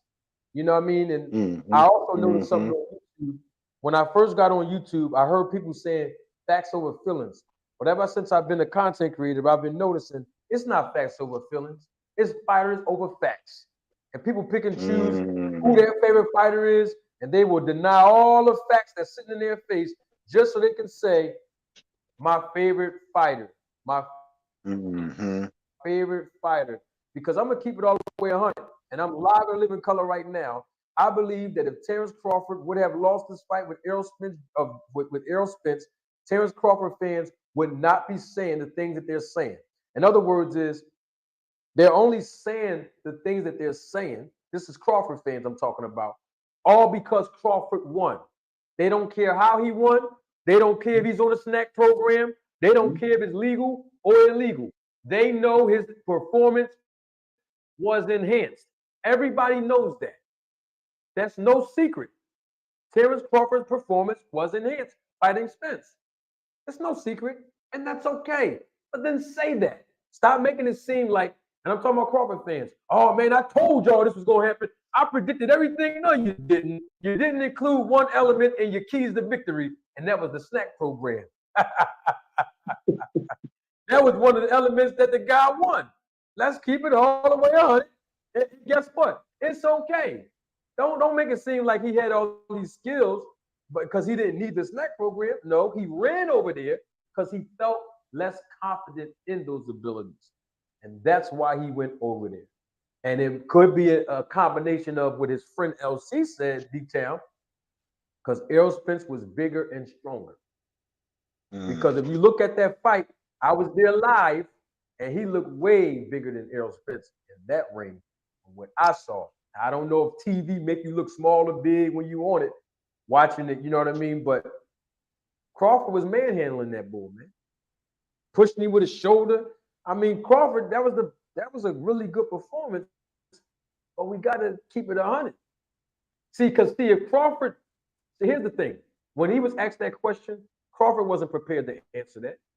He didn't know that guy was going to ask him. The SNAC gives the fighters that's under SNAC an edge in their fight.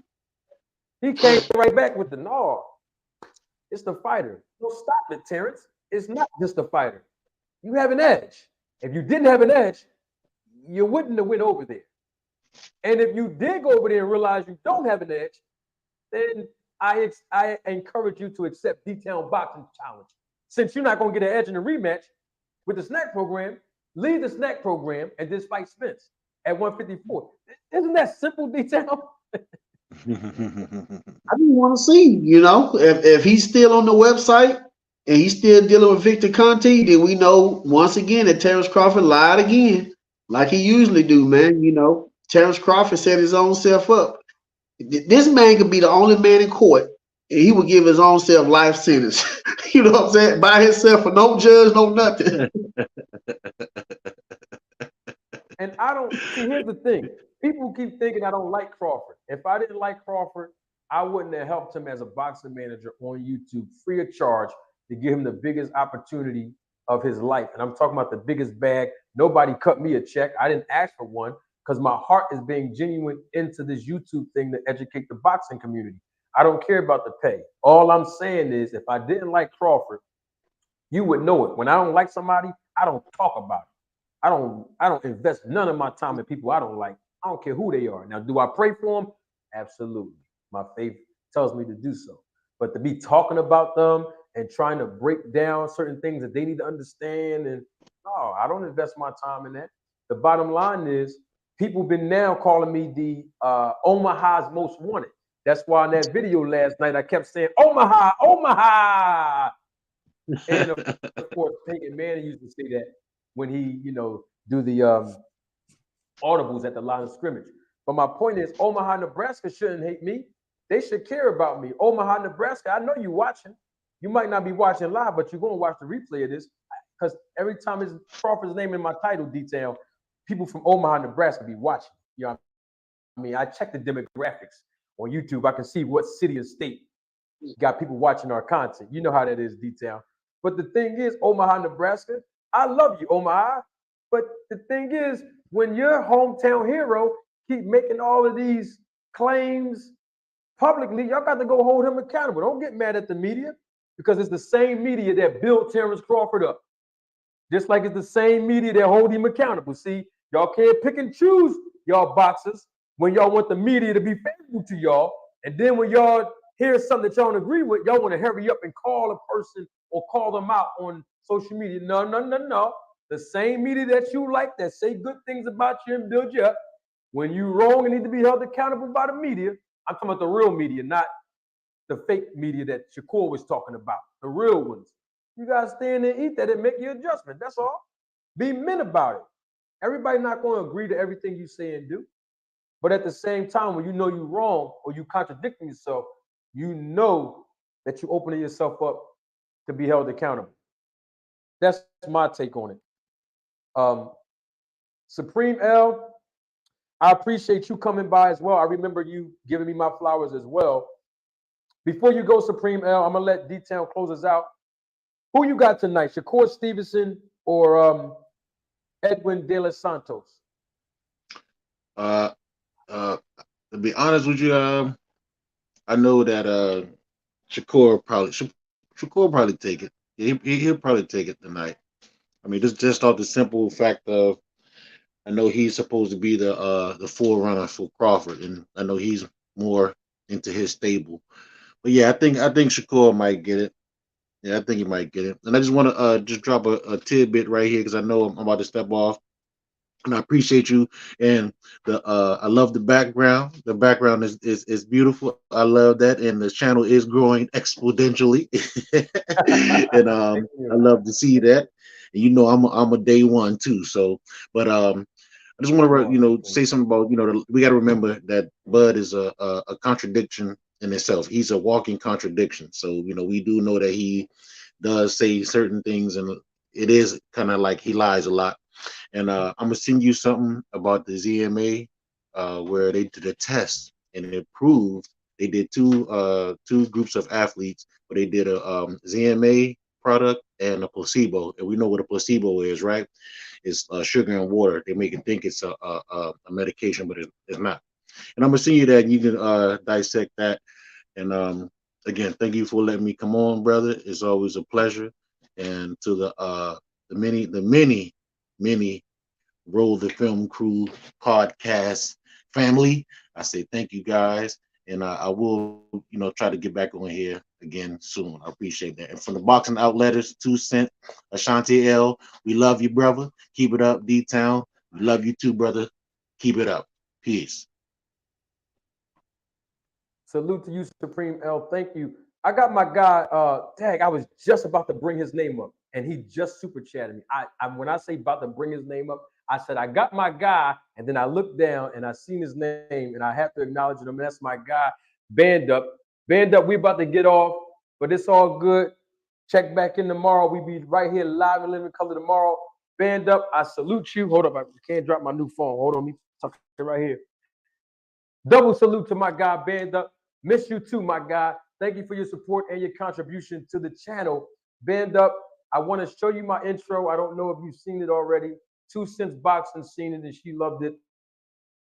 Hopefully you do too. D-Town, I'm gonna throw this little 20-second intro on to see what Band Up have to say about my new intro, and then you can close us out. We'll be here live and living color tomorrow, y'all. 3:00 p.m. Eastern time. We jumping right here. We're going to give the reaction to the fight between Shakur Stevenson and Edwin De Los Santos. I might not be able to get a chance to watch it. I have to go to bed. I got to get up extremely early in the morning. When I say extremely, I'm talking about to the point where it's still dark outside. I'm going to try to catch around the two because I think it starts 10:00 p.m. Eastern time, that main event. But I just want to drop this intro real quick on anybody that didn't get a chance to see it yet. And also Band Up too. Shout out to my guy Band Up. And then after I drop the intro, D-Town Boxing, you take us home, my brother. And before I do that, D-Town, double salute to you, my brother. Thank you, man, for always supporting and coming on the channel. Appreciate you, man, and giving all your wisdom and your insight and your opinion and perspective. Always, man, we fam. And I look forward to coming on your channel as well. I haven't been over there to your channel in a minute. I'm not sure if you've been doing lives lately. But we gotta get YouTube to stop playing with our viewership. YouTube been playing with our monetization. They've been playing with our uploads. They've been playing with our views. I see what you're doing, YouTube. You're acting like, not gonna say his name, but you're gonna make us get on the snack program. They better have a snack YouTube page, because we're gonna have to get our performance enhancements up. I don't know. I don't know what's going with YouTube, man. I'm gonna play this intro for my boy Band Up, and for everybody else that didn't get a chance to see it. And then I'm gonna let my guy, my family D-Town, close us out. 1 second, 20 seconds. Let me get this. Hold up 1 second. I gotta get this comment off the screen so it won't block nothing. All right, here we go. This is the intro, y'all. I'm Manager Marty. Don't take my word for it. See y'all tomorrow. Okay. Representing the business of boxing, ladies and gentlemen, let's hear it for Manager Marty. Thank you. You're far too kind. Thank you very much.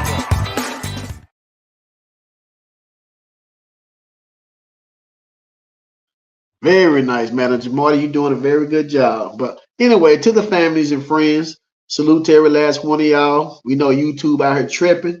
You know, we take our time to make these videos and things like that. And you got YouTube out here not pushing out our videos or whatever. But regardless, we still family. We still gonna roll. We still gonna rock.